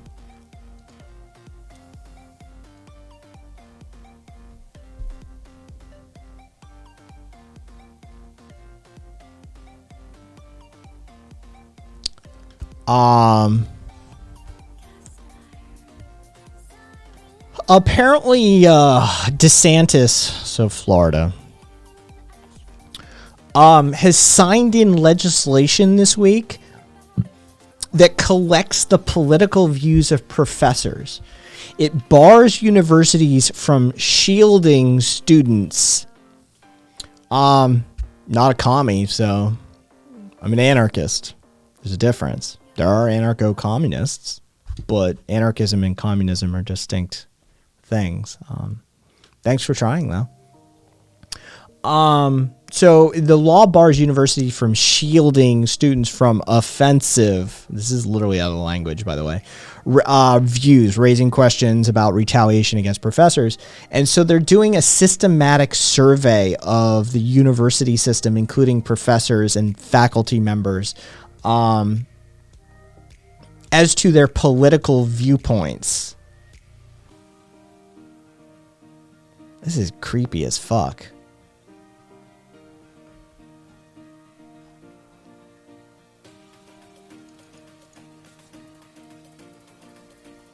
They're really cagey. Like, people want to know, does this mean that a professor could be barred from enforcing, like, you know, appropriate classroom conduct by students? Does this mean that they can't talk about certain things, or they're going to be forced to talk about certain things? It honestly, it's one of those really creepy open-ended things that, yeah, when the state starts collecting the political viewpoints of the educators to add to a database and cross-check with something, I just, ugh.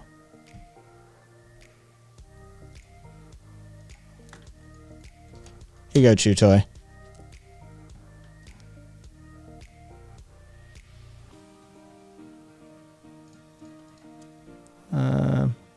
All of these accounts that are fucking... Wait, 2 messages, 2 timeouts. Jesus Christ.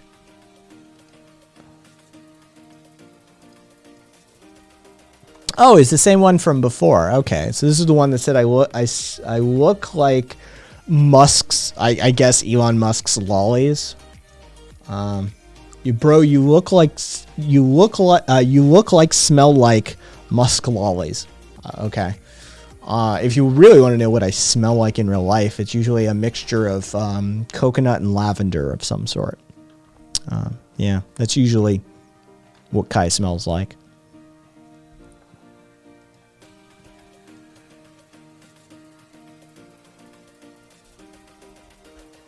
Viva, as a German, I cannot see how this could go wrong in any way.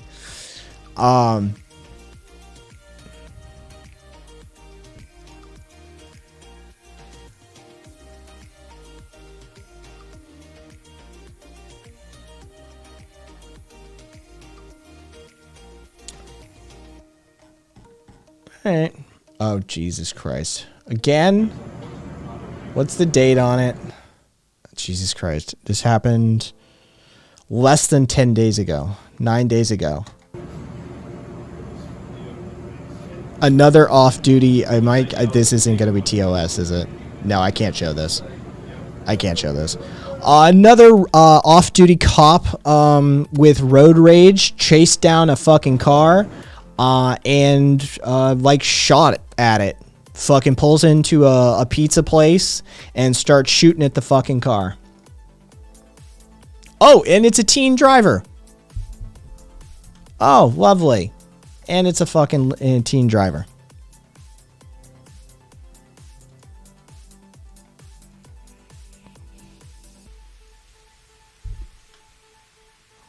Yeah, I can't. I can put it on the server though. So if you want to see the see it on the server, there you go. You know where to go.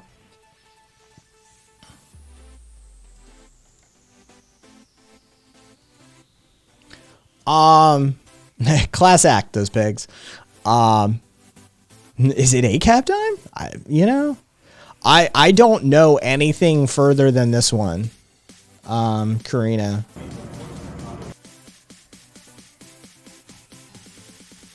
I'm not seeing any follow-ups. Hang on. Let me do a quick search here.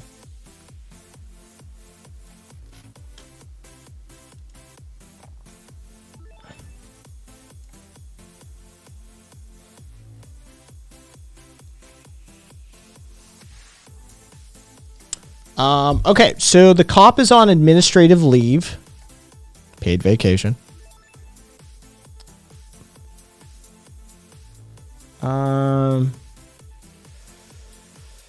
Struck the driver of the car in the arm. So he survived. 18-year-old. Yeah, that's it. The police department is waiting further information on the investigation. Pending that, the officer has been placed on leave. Blah blah blah blah blah. We all know the spiel, right? So, yeah, cop got pissed, shot some dude in a road rage incident. Again.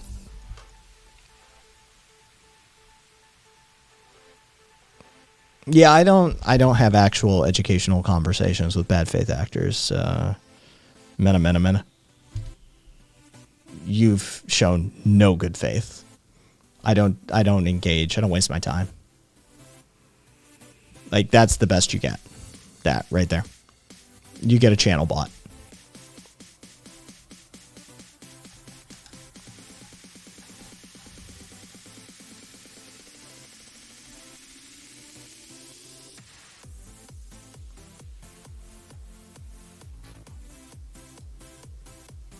It sounds to me that you just want that dick, don't you? When people start saying things are gay, usually it's projection. I've found in my experience as a gay man that when somebody starts calling people fag and starts talking about how stuff is gay all the time, usually I'll see them in the nightclub or I'll see them in the gay bar in a couple of years when they come out. So I look forward to seeing you in some of the gay forums. I'll catch you over on gay Reddit.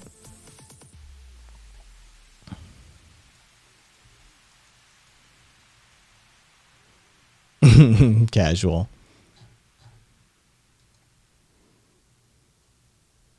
Let's see.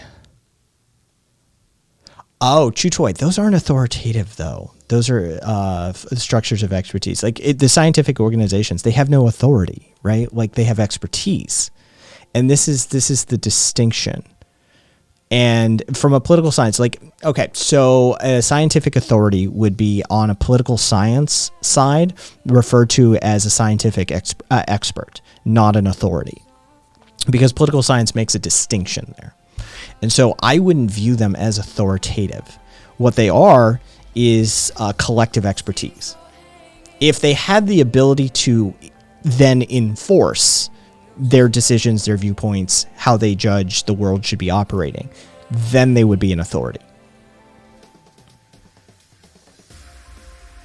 Yeah, it's their lack of ability to enforce or to use force, which is another technical political science term, that makes the distinction for an anarchist. Yeah.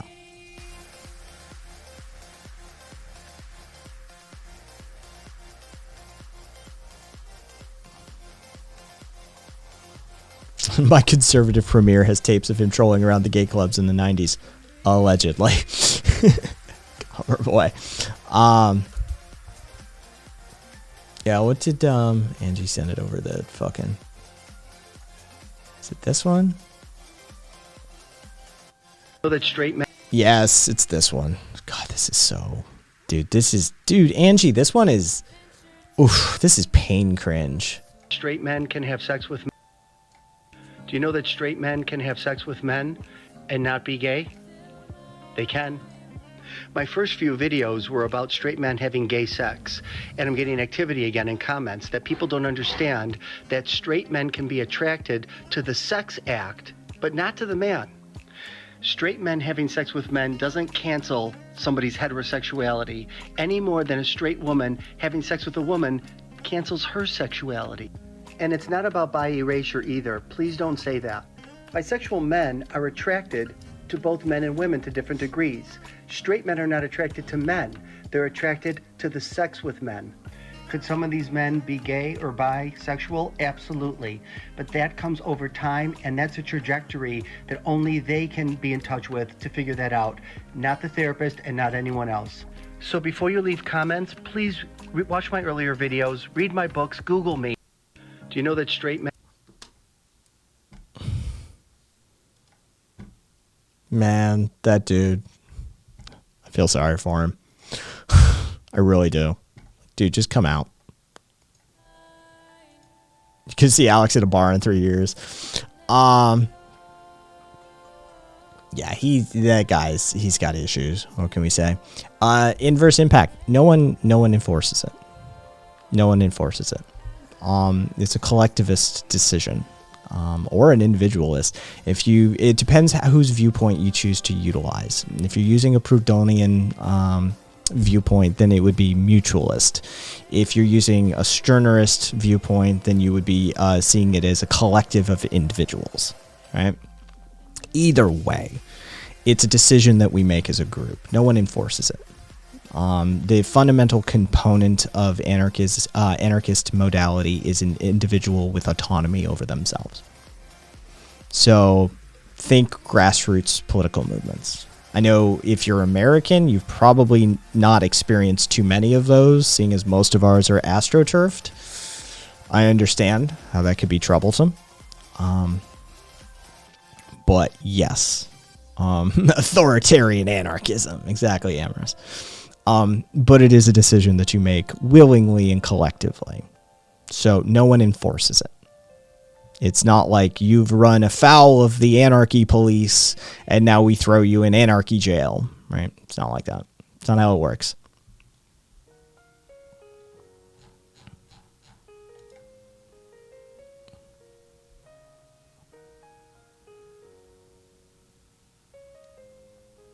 Yeah, Angie, it does. It does actually seem to work.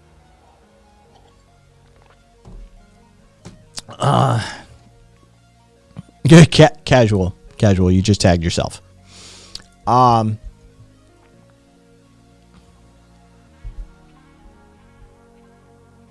Well, how do you prevent feudalism?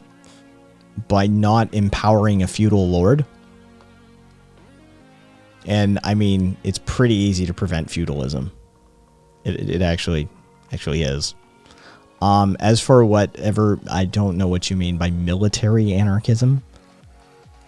I mean, the closest thing we could talk in that vein would be Nestor Makhno and the Black Army, which, again, you can read about how it was anarchistically organized through even Eric Blair. You probably know him by another name, George Orwell. He wrote about it when he visited Catalonia and experienced these sorts of things, anarchistically organized militias and military units, and how it functions. So, yeah, it's not really a thing. Military anarchism per se, or like a devolution into military anarchism. There are methodologies to anarchistically organize your military, and in fact, the United States military actually uses some of that methodologies. Some of the most interesting studies on hierarchical organizational modalities are done by two groups. Fascinatingly enough, the United States military, or the Department of Defense, and the British Architectural Association. Strangely enough, these two groups specifically looked at how you arrange a hierarchical organizational group and what are the benefits to that. And the DoD uses it for field operations. It's one of their tools in their arsenal, is that when shit really hits the fan, you don't have time to run things up a chain of command. So you have to institute a hierarchical organizational modality of operation for your field troops.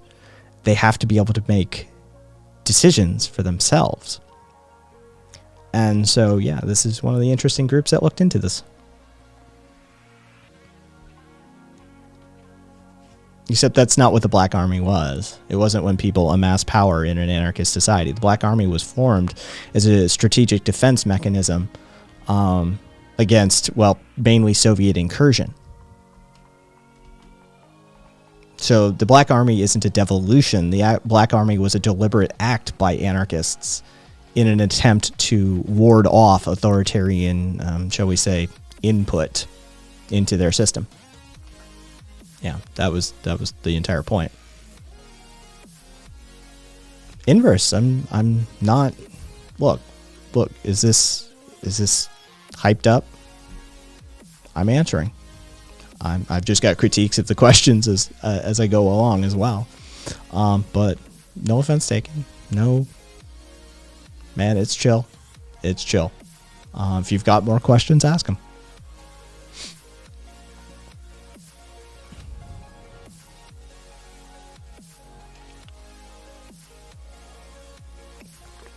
Oh.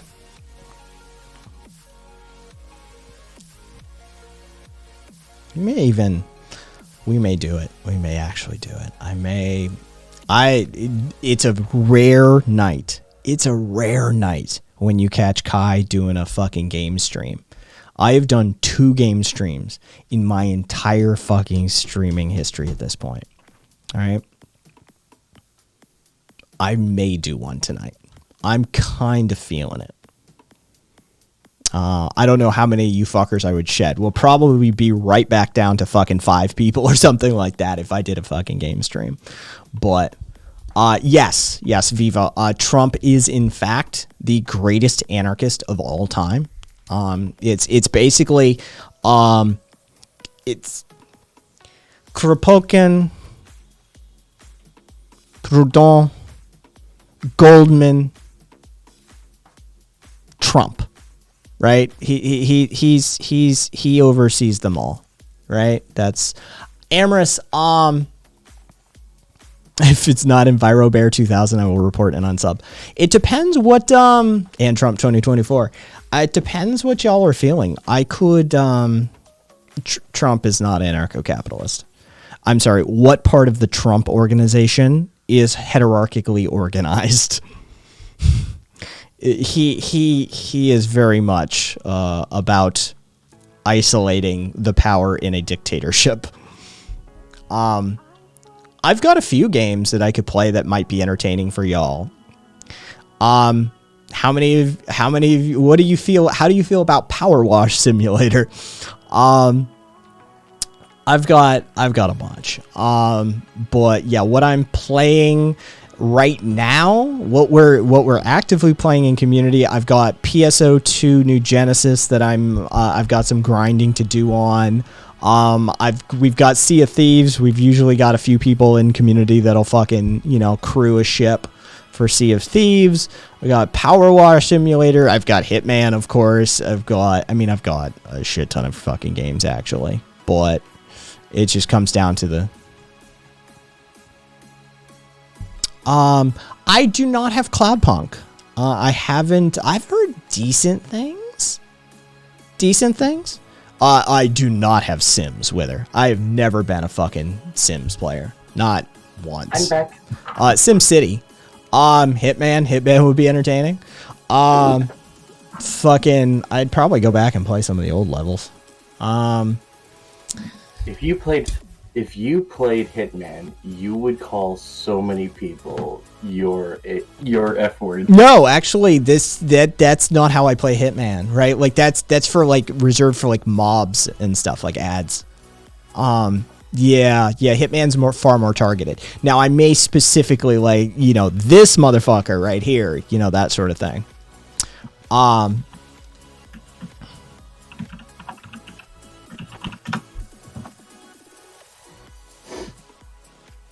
I'm out of practice, Amorous. That much I can tell you. I'm well out of practice. All right, let me see what I can do here. We'll see how this works.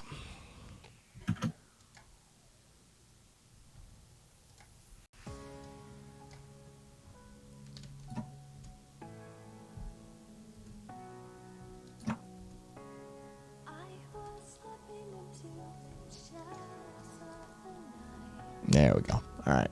Get my cursor back.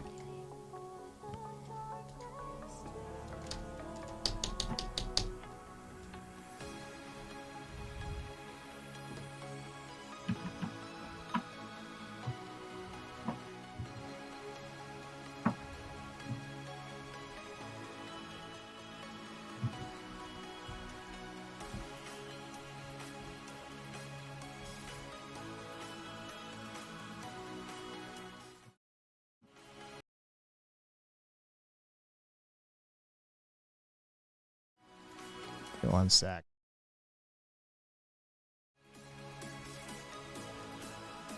What screen are you trying to get to?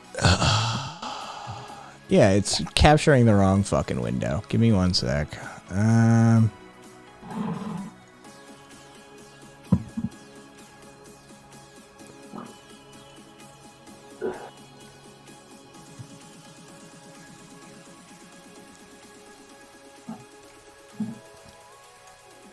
So, chat, how are you all tonight?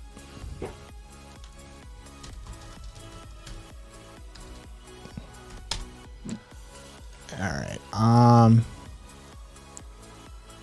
wait, wasn't that? Oh, no. Cancel. That's, alright. That explains that, at least. That one. Oh, someone is raiding. Who is raiding? Real Dan Cody with a party of 7. Hello, Dan Cody. Let's see. Oh, sorry. All right. That one. All right. Hey, we have a fucking display capture set up. All right. All right, cool. Well, I am going to then, let's see. There we go. All right. Oh, Jesus Christ. They must have reset their privacy policy even. No. No, I would not inverse. Just FYI.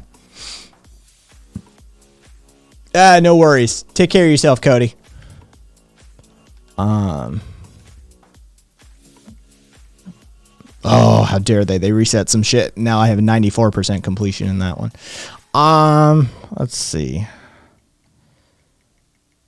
You know what? I always enjoy New York's small. People. Hey, any of you people have political hitman? Well, I mean, all of the hitman world of assassination hitmen are politically motivated to one extent or another. All right, which one of these do I know the best? Well, you know what? It's not the one I know the best, but okay. So at this point in the story, let's see, Hitman 2. So yeah. There you go. That's all it took. The Ingrams, the Carlyles, the Stuyvesants. Tell us everything about them.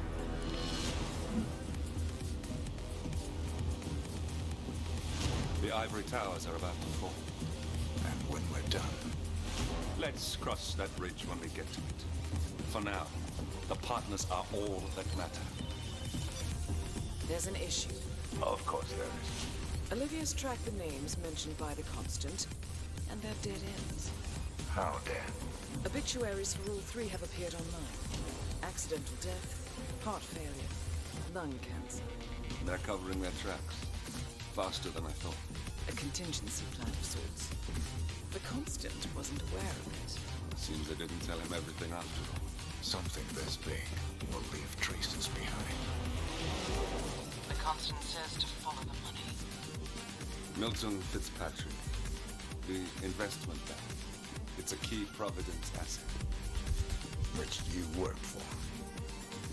The director of the New York branch is a So there you go. That's the long and short of it. So here's our target, Athena. She's the director of the bank that is basically responsible for helping wash the money and the identities of basically the ruling elite. The ones behind the scenes. Blood money suit best. And let's... Oh, you know what? Let's do a weird run. And let's leave it on professional since I am not in practice right now. It's been a while since I've done a proper run, so let's not do a... let me get my controls. All right.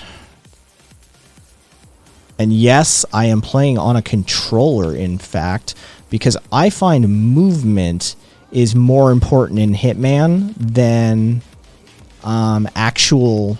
Let's see if I can do this. We're going to try and do this, folks. We're doing it live. Yeah, boo. So you know, I am one of these types of players. I will reset multiple times. Just trying new stuff. I'm not one of the ones that fucking... What the fuck was that? What in God's name was that? That was weird. Yeah, no, that way. That was strange. Yeah, well. Just trying for fun plays. Because the fact of the matter is that if I wanted to do this clean and quick, I'd just run past here. I'd hop up there. I'd throw the breaker on this breaker. I'd throw the AC over here a couple of times. I'd drag the guards out of here. I'd put them in here. I'd shut down the surveillance there.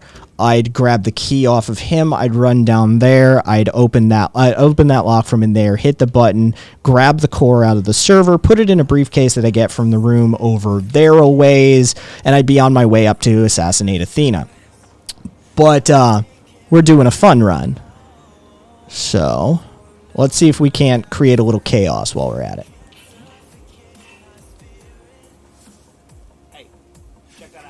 See, this time he just went. See if I can do this in time. Gotcha.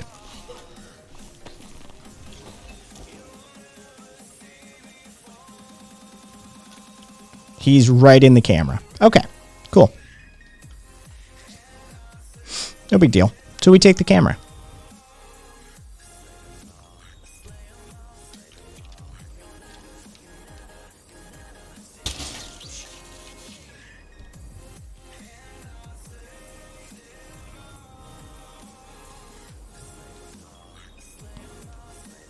I hit down instead of...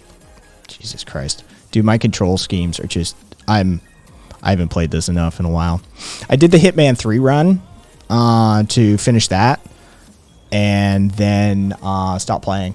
I just... Why'd you stop? Mainly because I was kind of depressed. Having, like, played the completion of a series that I've been following for years and years and years, and motherfucker. Thank you.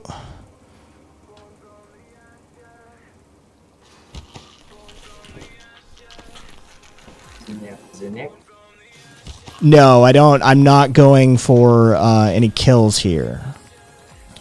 So I'm just knocking them the fuck out.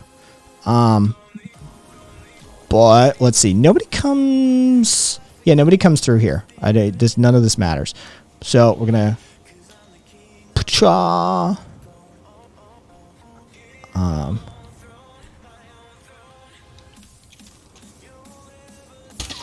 Really? Oh, you know what? None of this matters, and I don't know why I'm working over that shoulder. Watch this. Don't mind me. What's up, Johnson? Yeah, no, I'm first day. First day. Don't mind me.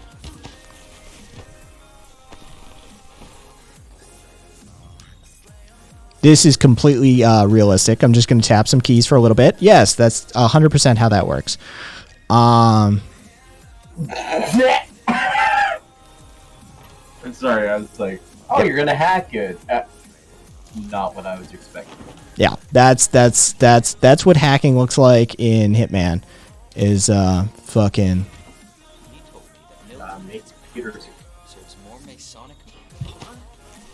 Did I just hear him stand up? I did. When are you? Oh, that's new. That's fucking new if there ever was. I used to be able to drag him down, and that guy wouldn't even react. So I just got to take that guy first. All right. No big deal. No big deal. See, and if you're all wondering, like, how many times... This is the life of a Hitman player. All right? If you're going for any weird fucking run, any change, any strangeness... This is what it looks like. We Hitman players play the same level like 1,000 times. And this is what we get out of it. We basically get to plan and plan and plan and plan. We get to see all of the nuances of how the AI reacts and all of these sorts of things. Sudo explode -F. Exactly.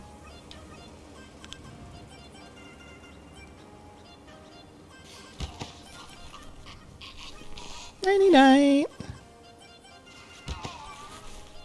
99. Alright, so we're just going to use this hammer. And... Oops. I'm kind of feeling the bunny suit. I'm kind of feeling it. We might... yeah, bash. Dude, some dumb. Solid work on the bash. That's fucking hilarious. I think I can do this. Don't mind me.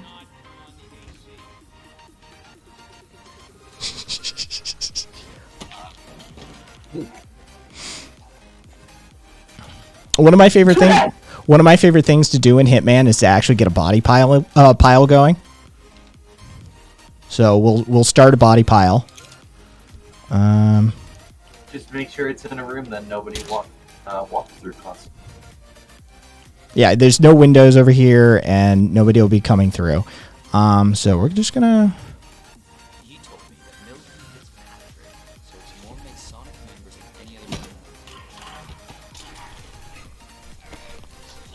Now, we got to get rid of some of these guys, because there is a dude over there that can see. We're just gonna move you really quickly. You can... He's right over there. Hang on. He's right there. So we're just gonna shotgun. But yeah, I don't think I'll be doing a fucking murder them all run today. Why? Why?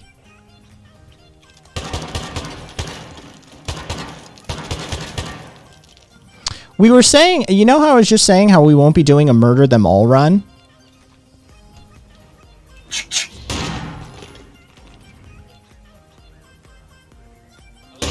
This is the vault, 47. The data core should be behind that large steel door. I'm only hearing voices. I can't hear the rest of your game. Even if I hear it, how beautiful that shot. Yeah, slight change of plans.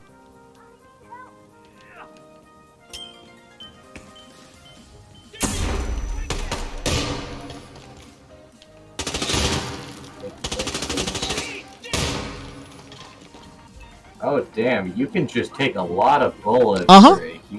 Professional is fairly generous. Master, you're fucked. You take a bullet, you're dead.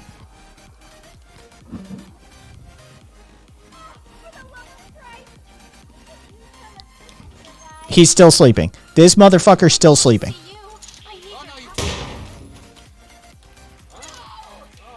Yes, yes, yes. This is I'm expropriating these goods. This bank is corrupt, and this is for your own good. Trust me on this one. Yes, yes, you all need help. All right, we're doing this differently. We're doing it live. We're doing it fucking live. Watch this. Let's see. I think I can do... I might get fucked by doing this, but hey. Just reload there.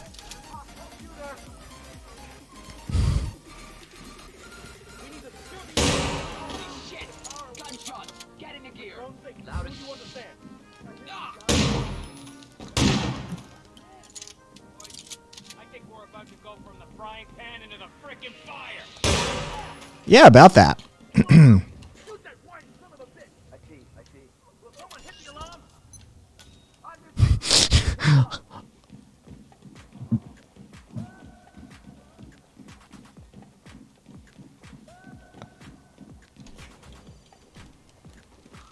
I have now literally shot my way past security at this high security bank.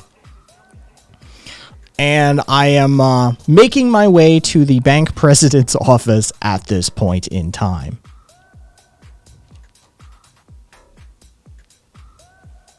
Gonna have a bad day.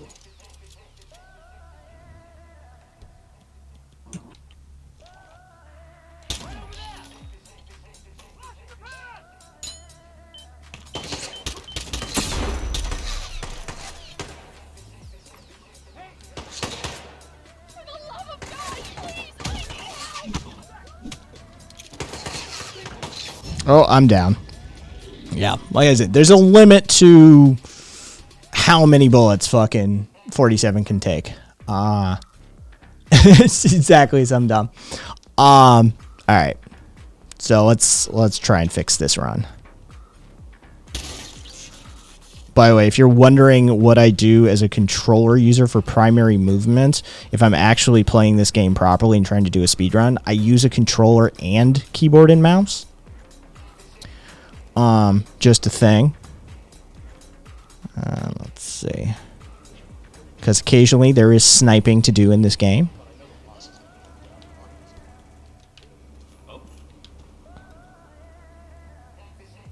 You go. I hear you. What bossy behavior.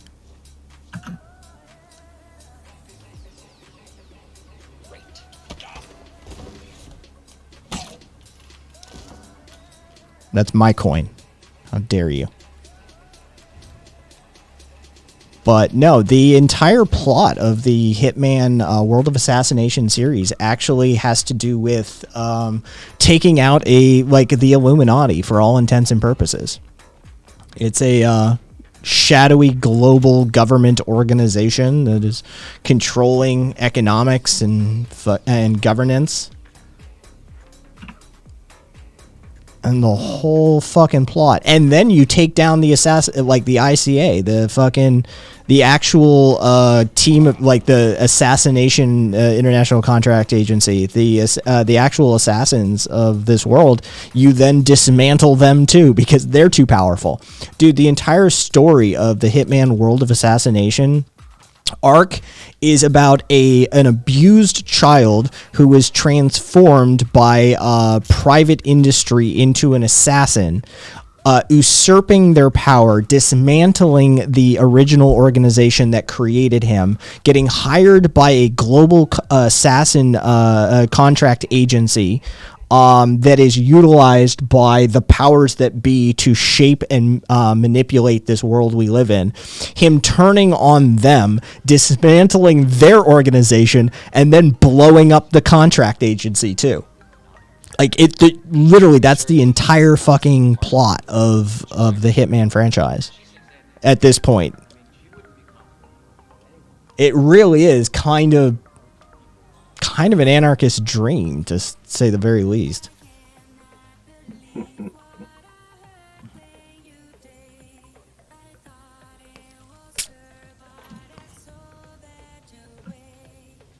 I wonder. I'm just curious.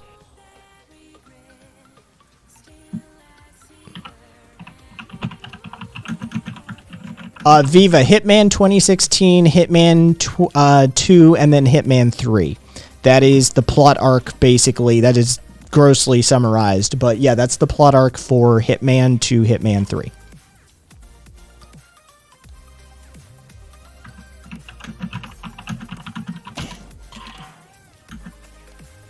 I'm just wondering what I can get away with here. Give me 1 sec.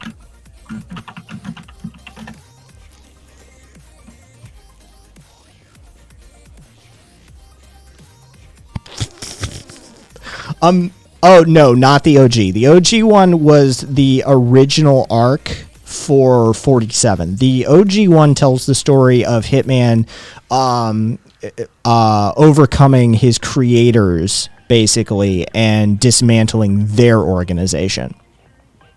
Yeah, that was the OG one.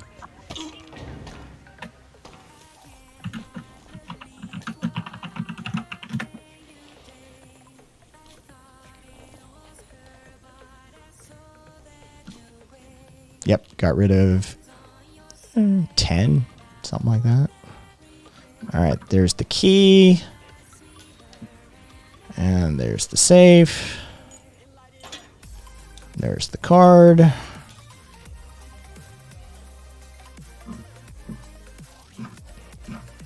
Now, can I do this without...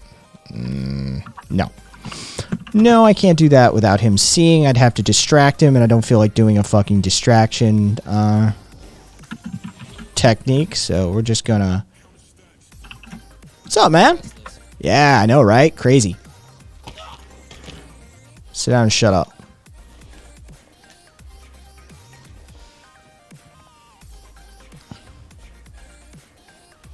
Like I said, I like a good body pile.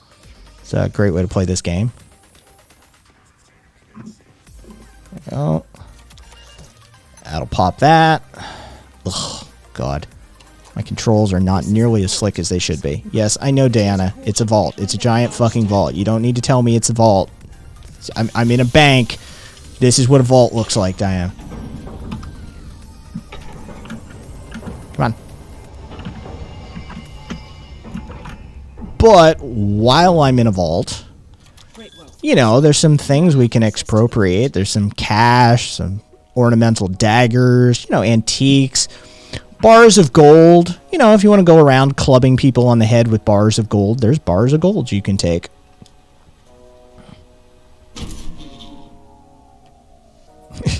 After this many years, you think your body count is close to that of communism? No. There's many hours I have in this game.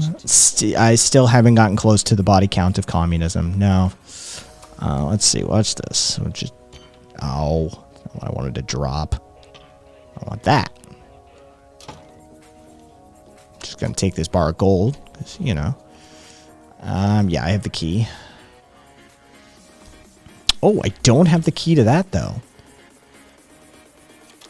Fascinating. What am I missing here? Ooh, grenades, though.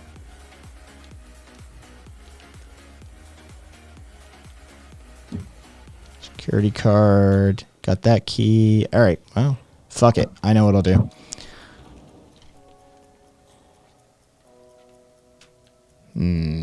Yeah. All right. Oh, hey now. I'm not on your team. Ignore me.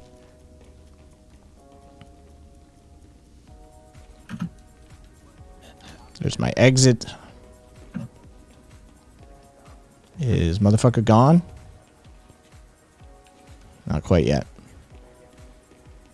I swear communism cheated. I want to recount. Come on.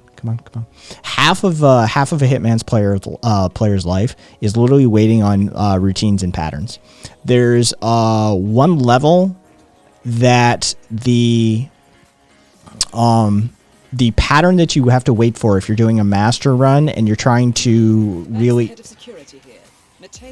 fuck are you really do things proper. There's a 14-minute window that you have to hit, and you have to hit it by a second.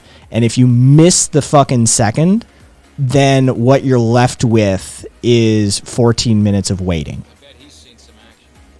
And so you have to hit that second. Let's see. I'm just gonna take that. Thank you very much.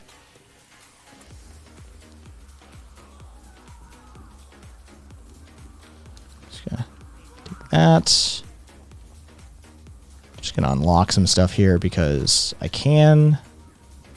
All right, I can turn off the network and stuff and fuck with the IT guys. There's so many storylines, so many side storylines in Hitman. It's fucking ridiculous. I absolutely adore this game for that. All right, okay. There we go. Now I can walk around with the fucking data core. Oh, and now we're on our way. They must pay those guys shit. Yeah, no, they don't get paid shit. They don't care. There's actually a storyline. The head security guard, not the head of security, but the head security guard won the lottery and is quitting.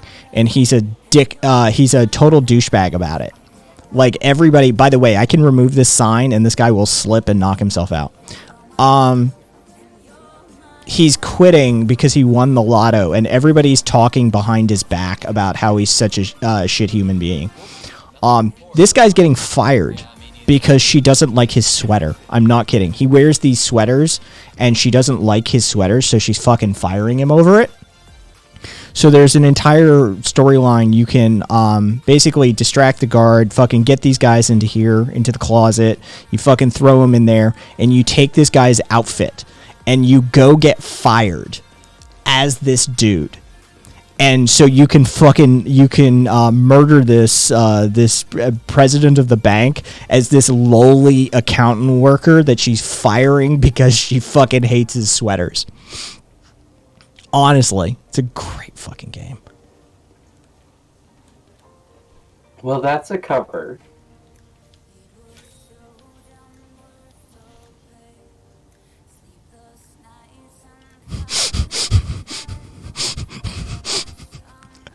Don't mind me. Don't mind me. I'm not here at all.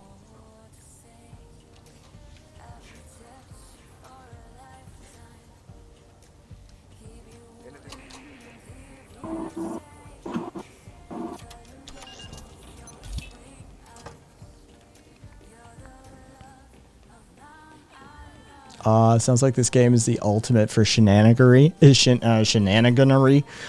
Yeah, no, it really is. The amount of shit you can get up to in a Hitman game is absolutely absurd. I mean, everybody's got like independent storylines.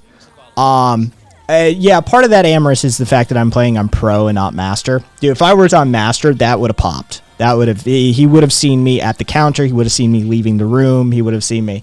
They greatly reduced their hitboxes. Dude, every single, like, all these dudes have storylines. Like, I could trade places with this guy, and he's got an independent storyline. Fucking dude doing the audit. The woman doing the audit over there. The fucking people. Like, everybody has their own aspect to this game that changes. Do you think 47 powers his head to reduce the glare? Probably, actually. Let's see. I'll probably be coming... let's see. We'll drop it there. And, yeah, okay. It's that guy that fucking has me pegged. Oh, and that guy. All right, so then... she's got commemorative tokens. I like to take them just on principle because I like stealing from this chick. She's a banking president. You can push her out the fucking clock, by the way. Oh, she just busted me. She just fucking busted me. Now, let's see if I can get away with this. Hang on. Nope, can't get away with it. Can't fucking clean that. She told her guards. My timing was, I was too busy talking rather than playing. This is my problem with video games. I can't do narration. I can't do like conversation and play at the same time. Like, it's not really a thing. I like to concentrate. So, yeah. We'll see if we can't speedrun some of this stuff. All right.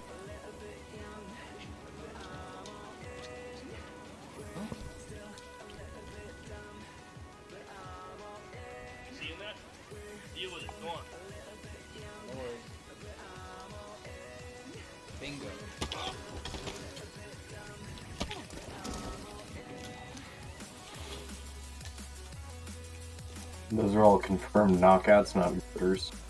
Yeah, hammers are knockouts. If it was a ball bean hammer, I could understand, but that looks like a straight all. It doesn't.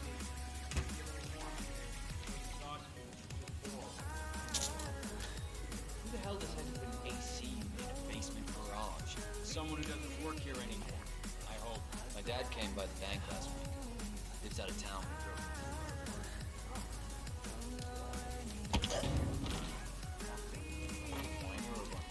He told me the strangest thing. He's a Freemason and a member of a local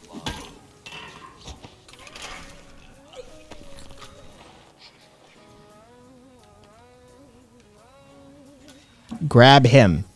There we go.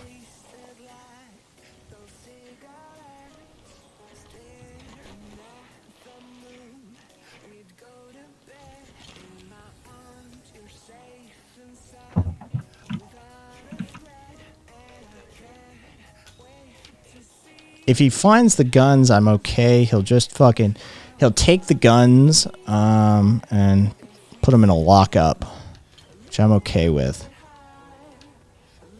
Yeah, good. All right. Just put that back there. Keep the gun.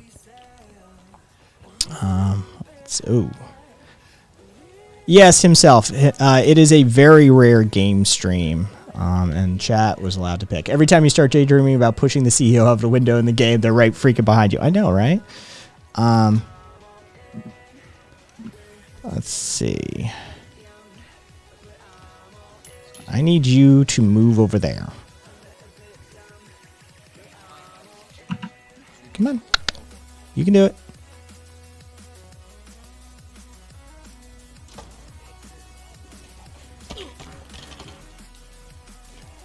Okay, I think that's all I need out of them.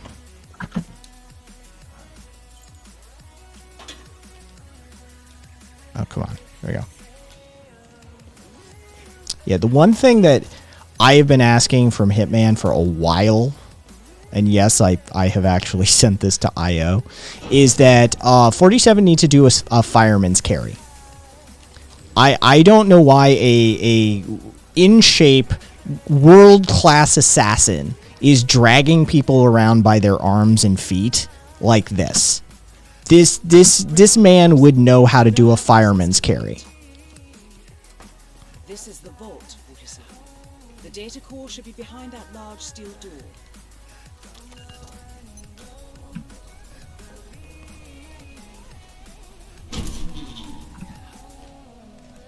Good work, 47. All right, this shit. Oh, Jesus Christ.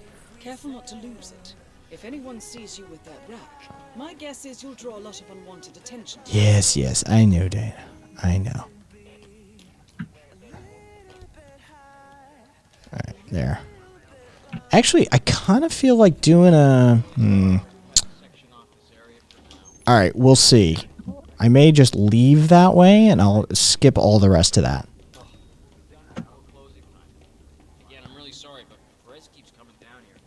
Yeah, that's what we're going to do. We're just going to go take out Athena really quickly.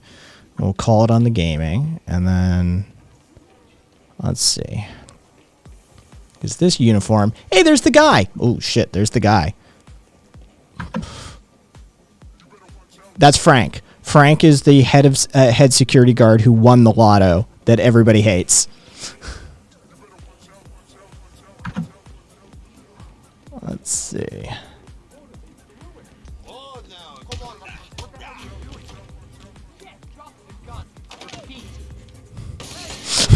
I just murdered the head of security after he saw me. And now I'm going on a killing rampage.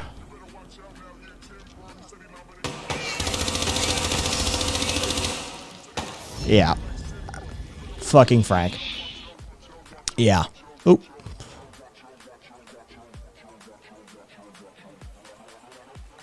That was, yeah, dude, that was a speed run. You can tell these double X's, dude. These are master. Oh no, these aren't. None of these are my master runs. Let's see. When was the last time? None of these had to be. Ooh, I remember that one. Oh god, that was a pain in the ass.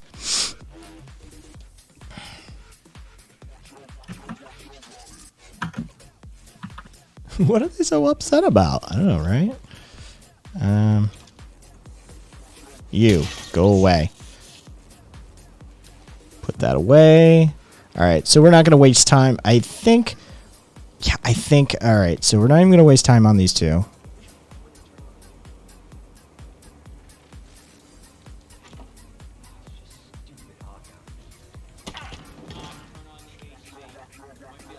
Just gonna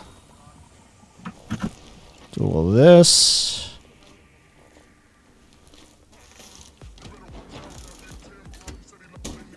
That thing was full of money. Interesting. I don't think I've ever noticed that before.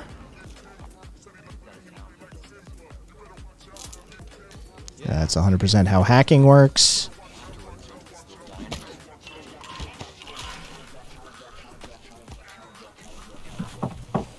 Alright, we're gonna see if we can't fucking cheese this a little bit.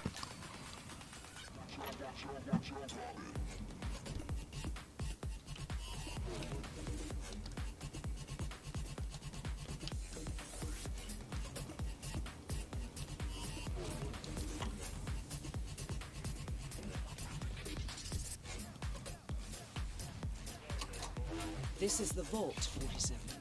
The data core should be behind that large steel door. Theoretically, nobody should actually see this body. Like that's literally how this works. Theoretically, nobody will see down to him. Wow. So I should actually, yeah, it's an old fucking meta tactic. You can actually just sort of club him down there and just leave him, rather than deal with any of the bodies.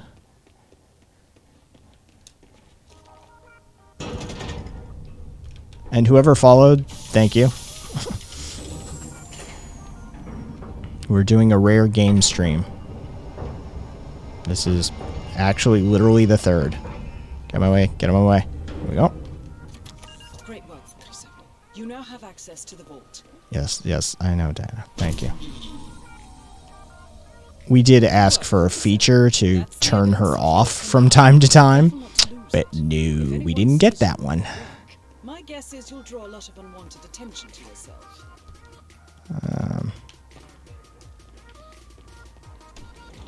All right. Let's see. Also, 47 doesn't run. He does not run. This is running for 47. This is his definition of running.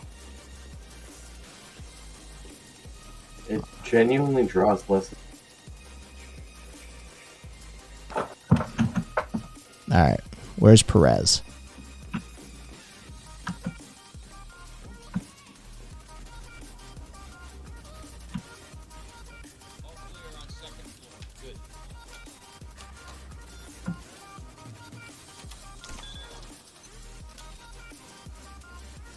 Did somebody get seen? My silent assassin marker is off. Somebody fucking... I don't know. Somebody found something. But I didn't see a body notice pop either. Interesting.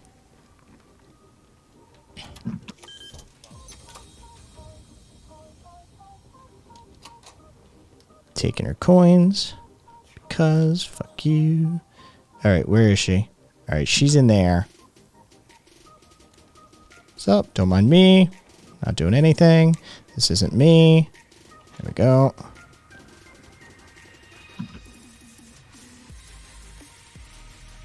There we go. Alright, now.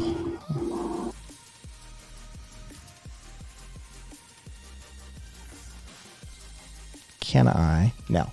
Alright. I bet I'm so far ahead of her schedule, she's going to do her phone call. Yes, she's going to do her phone call. Oh, no, she's going to do her monologue about the fucking people. Here you go. Here.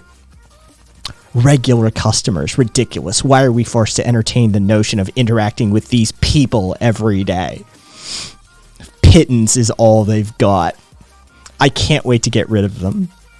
Fucking, I mean, she's literally like a quintessential, like, villain.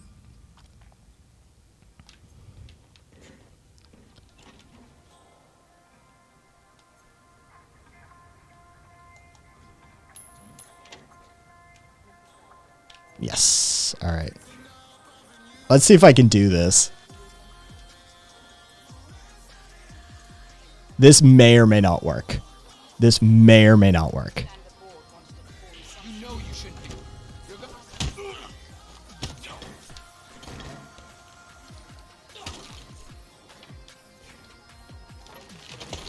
Fuck it. We're doing this live. We're doing this live. Somebody fucking help me! Oh.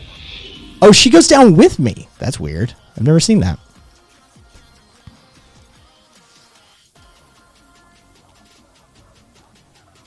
There's so many... Dude, there's so many different ways to play this game. Here, watch this. And this is one of the smallest fucking levels possible. This is insanely small level. Like, I absolutely adore this game. Destinations. Let's do Mumbai.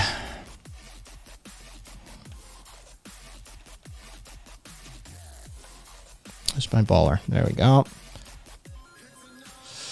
Oh, you know what? Let's have some fun.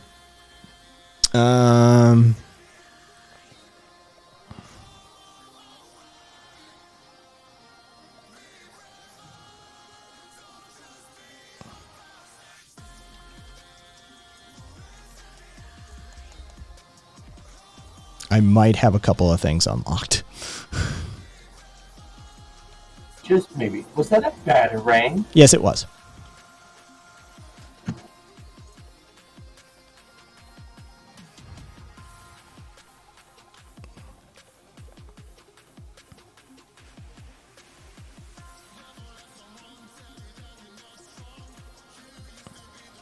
Welcome to Mumbai, And these levels are desperately pretty. They're desperately pretty. If you wanted to disappear and hide from the world, this vast city is perfect.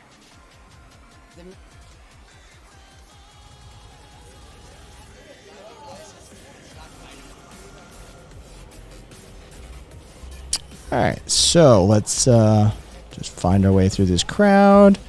Oh, that's interesting. Never seen that dude glitch that hard.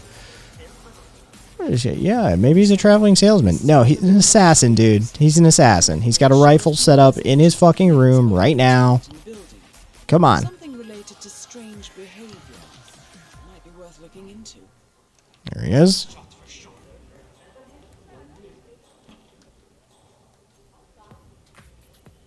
Well. It appears we have a rival assassin in Mumbai, and he's training his sights on Dawood Rangan. By the looks of it, I'd say we're dealing with Really? a local operator, known as the Kashmirian. I'll just take this. Take this.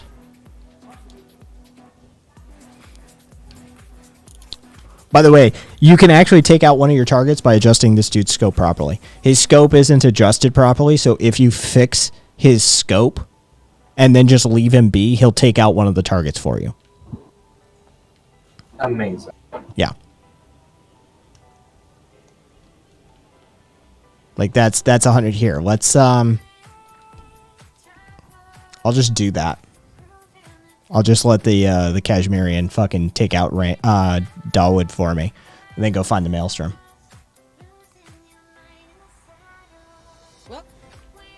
What really is an assassin but a traveling death salesman? I know, right? Beasticle, you're right. And I mean, these motherfuckers. I mean, look at this shit.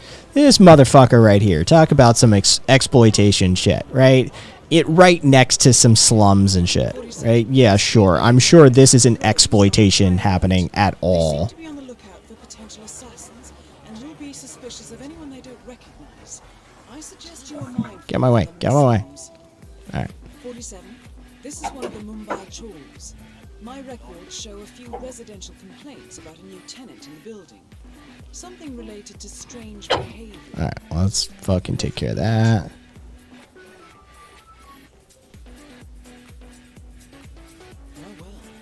It appears we have a rival assassin in Mumbai, and he's training Schmuck. his sights on Dawood Rangan. Can't even adjust you. You're a fucking assassin. You can't even adjust your sights correctly. Right? When your scope is fucking out of focus. Come on. Have some professional pride. Mother's native land, India, 20 years ago, following an FBI investigation into a string of serial killings in Texas. He adopted a new identity here. I wonder how many I wonder how many professional assassins actually exist in the world. And two, I wonder how many of them are serial killers. Right? Like they just found their calling.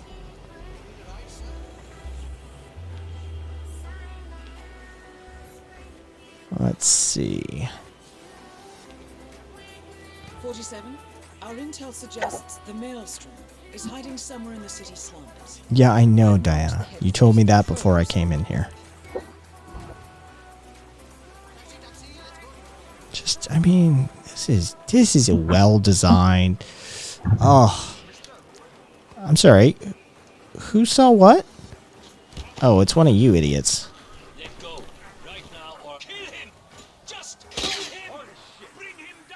I'm just gonna keep running. Wow, they're really bad at what they do.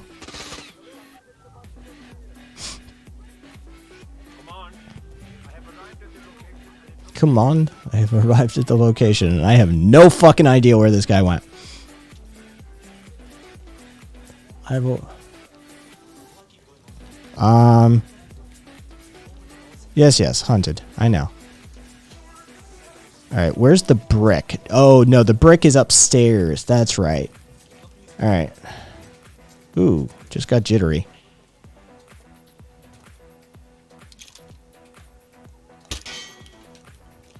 Yeah.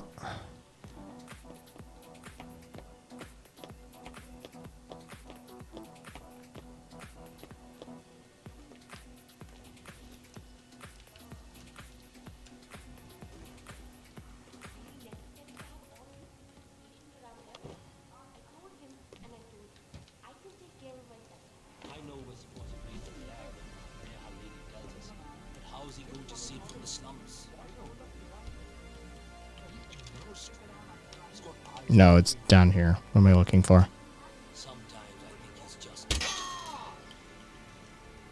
Hello? You there? You're a troublemaker to deal with. There we go.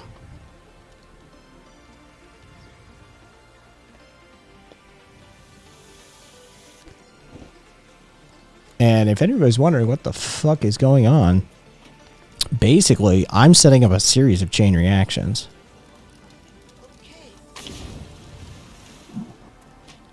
Purple smoke is literally a sign for one of the hidden target to come out and meet somebody here. Someone's coming up the stairs leading to the secured area. It looks like a man. Oh, actually, sorry. The flag means for Maelstrom to come out of hiding and to come meet his woman here. The purple smoke is a signal for Daywood and God, I forget her name, Vanya, to meet over here. And this is just one of... Oh, God. Okay, so basically, show completed. There we go. All of these are different methods of assassination. All of these are basically ways of achieving different storylines of assassination. Here are specific classic types of assassination. Here are ways that you have to like eliminate a target with a beak staff while disguised as a holy man. Right? Like there's so many fucking ways that this game works. And those are just the ones they list. You're free to make up your own.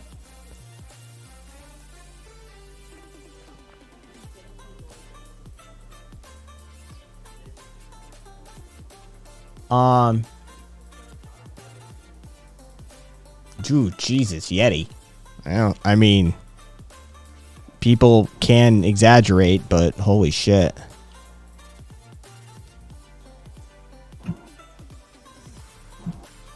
Alright, so how far away is Maelstrom? Comes down. Hey now. Nobody saw shit. I don't need you fucking up the meeting. Oh, which one, Vivo? Was that, Sapienza? Oh, no, Paris. Paris. I'm sorry. It would have been Paris.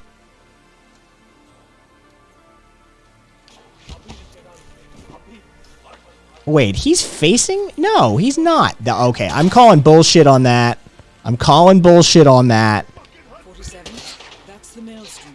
You found him.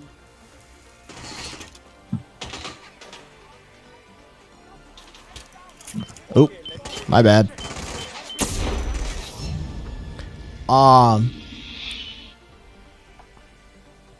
Most people that do that shit don't really talk about it, though, unless they trust you and already got caught. That's fair. Yeah, that is fair. Yeah, like I said, like I'm not good at providing running commentary and fucking. Yeah, Doc, fucking straight up wall hacks, dude. That dude was turned around. He was outside and turned around, and he fucking somehow saw me take her down. I was always partial to the Hokkaido. Oh, you know, I like the Marrakesh one, but I like the Marrakesh at night. You know what? I'll just take the default loadout. It doesn't matter.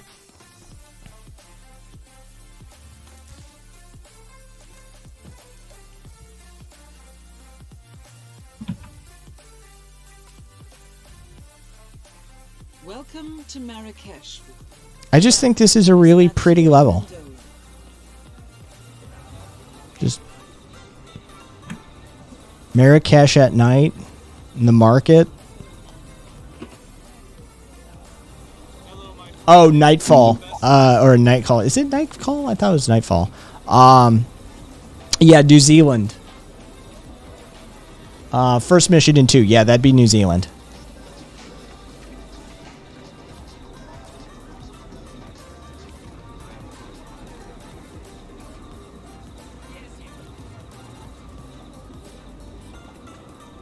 Where's my, you know what? Let's go over here. Punk.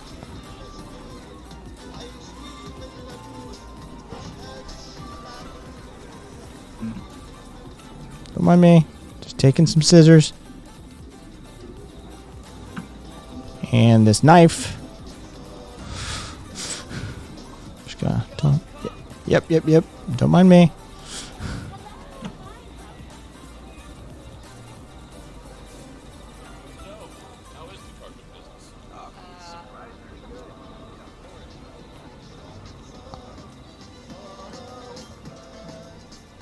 Should borrow a rifle. Yeah, nothing strange going on here. Nope.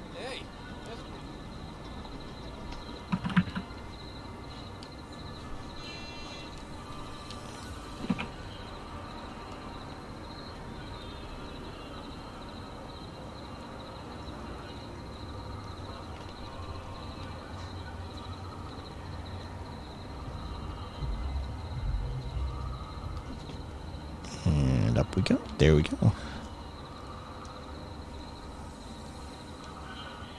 I just, it's just pretty.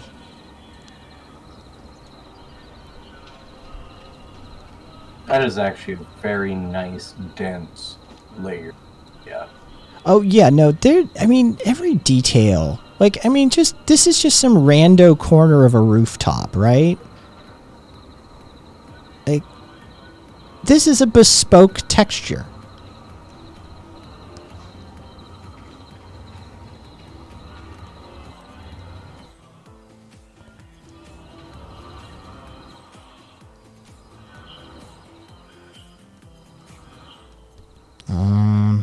Alright.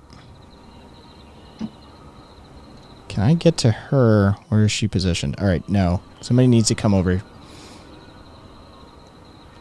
There.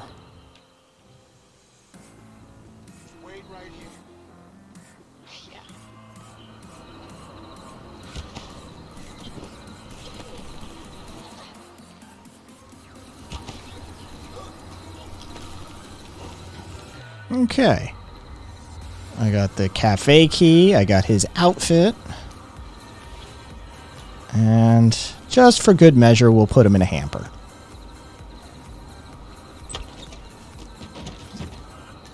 And do some characters wake up during the mission? No. Once you take them out, they're out. Unless they are discovered by someone else. If the body is discovered, then they can wake them up.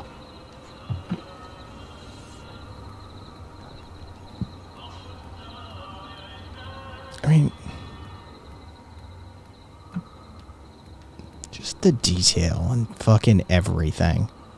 It's just ridiculous. This is my argument against procedural generation. Procedural generation has its place for certain things, but for stuff like this, it's just got to be handcrafted. You just got to put in the work. You got to make this shit.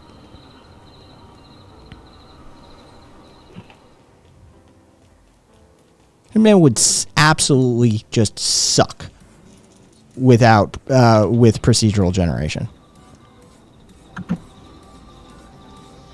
Alright, so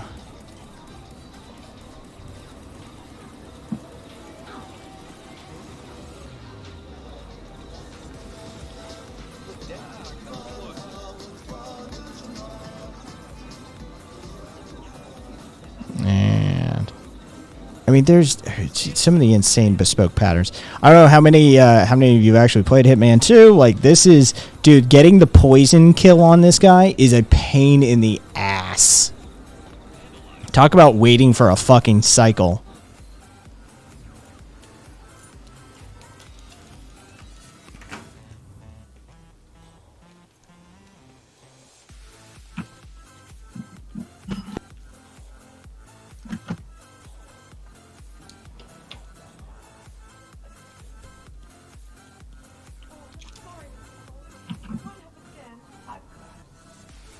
Gonna do this dirty. Oh, I can't believe I fucking missed that. There we go. Oh, did he not die?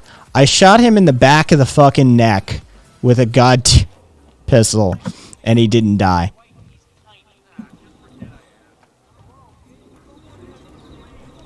You must be Mr. Mendola. You need to come. You must be one of Mr. Khan's men. Nice to meet you. Please, let's go. Can't stand being around this vulgar and vulgar. They make it really easy.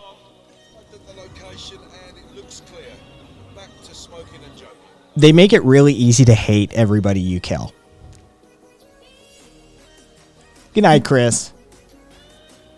They are apolitically douchebags to everyone. Yeah, like they make it really easy. Hitman games, and you know what? Fucking, I'm not feeling it. Sorry, folks.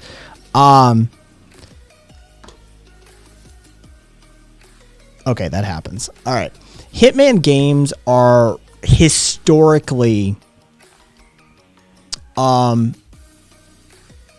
47 is an apolitical assassin. He doesn't care. Good people die, like innocent people die. Fucking it doesn't really matter. 47, if paid the contract amount, will complete said contract. That's just how that works historically. Contemporarily, 47 is arguably a good guy. The mechanics of the game dictate that if you take out like staff and service workers, I mean, if you kill anybody other than your targets, your score and ranking is tanked. Straight up. Even though it's easier to kill some of these fuckers, trust me, your score tanks. So yeah, it's and now all of the targets are really fucking easy to kill. Right? It's like, oh, hey, here's this dude creating a bioweapon for a fucking corporation just so they can profit from the cure. Right?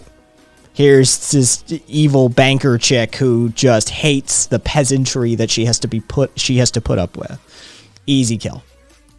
All right, it's like that. Here's a rapey, misogynistic cocaine cartel lord in Colombia. Easy kill. All right, that they changed the tone of Hitman's targets from the OG Hitman series. Like after Absolution, the tonality of 47's targets changed. Yeah, and they made it a lot easier to fucking kill them. Greenman, I only take out the staff. They're security guards. Everyone else is spared.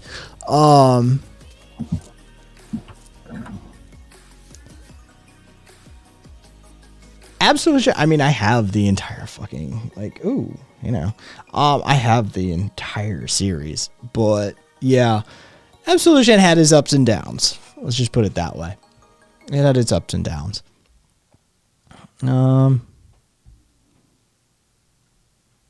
Let's see. What was I gonna click? That's what I was gonna click.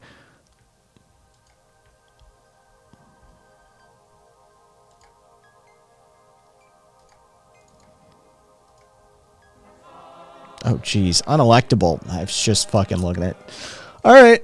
Welcome, Unelectable. You just got done fucking playing a little video game. Still haven't played H2, the recent one. Dude, I love him. I despite the tonality change, I quite adore him. I think it's for the better. I think 47. I think that's part of 47's arc. I think that's canon for me at this point. That while he started off as this sort of created amoral, unethical killing machine, he woke up and realized what he was, and he dismantled that power structure that created him, and he, launched out. He made his own decision to join the ICA. He, these sorts of things. And so 47 is growing as a human being, like across the series. Like, yeah, no, I don't want to just murder some random maid, but these fuckers, I have a skill set and I'll apply it. Like these fuckers should go. And so if I have the choice to take these contracts, and by the end of the series, I mean, like I said, he dismantles the ICA entirely. Like, that's, sorry, spoilers, by the way, but yeah, by the end of the third one, the entire infrastructure that was utilizing him as a tool will be torn down by his very hands. And he is a free man at the end of 3.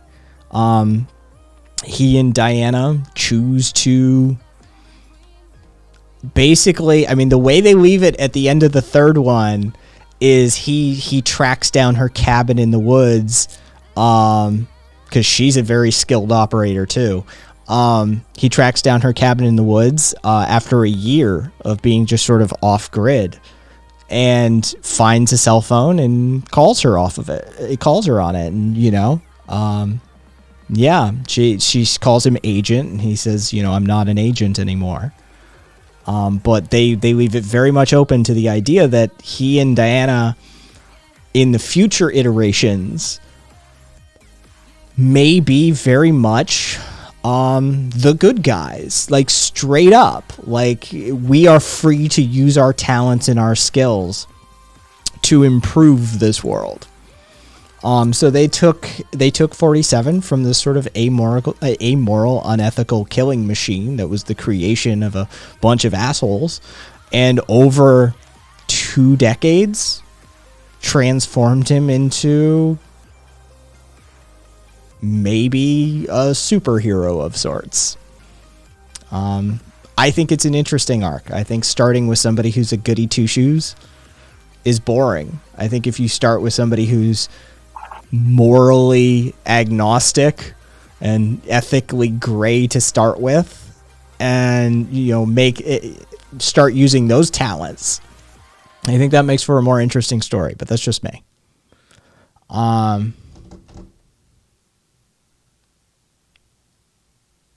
Be weird if they did a game where you were hired by another company. Yeah, that would be weird, Yeti. Like I've heard in Nigeria, Ecuador, lots of places local. Oh, no, yeah. I don't have it at my disposal, but hang on. Hang on. Yeah, last year was a record that we know of. 212 land and environmental activists were assassinated. It's a very real thing. Yeah. Oh, I'm sorry. That was 2019 statistic. I don't have the 2020 statistic at my fingertips. But yeah, that's very much a real thing. Environmental activists do get assassinated by oil and gas companies and nation-state interests with regularity. Like, still, right now. It's probably happening somewhere as we speak. Yeah, that's very much a thing.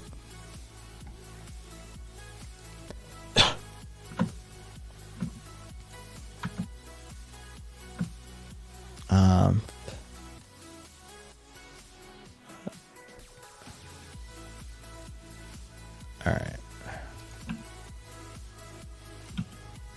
Yeah, I'm gonna kick it off. It makes me wonder how China's Belt and Road is going. Oh, it's going. Whether you like it or not.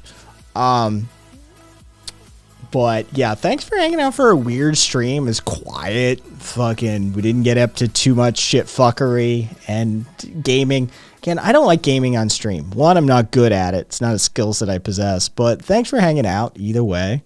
We're going to raid over to public really quickly. And I'm going to go feed myself because that's a thing I need to do. I'm human. Have a good one, chat. But everybody be nice to public. Public's good people. Catch y'all later. And yeah, tomorrow is the 5:30 stream, and then we do the bad movie night. So if you wanna join us for bad movie night, we do that on Friday nights on the Discord server. So you're more than welcome to join us.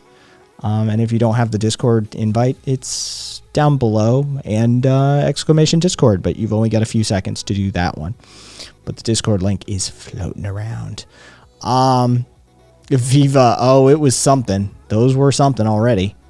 Oh God. Yeah, thank God we're raiding out. Later.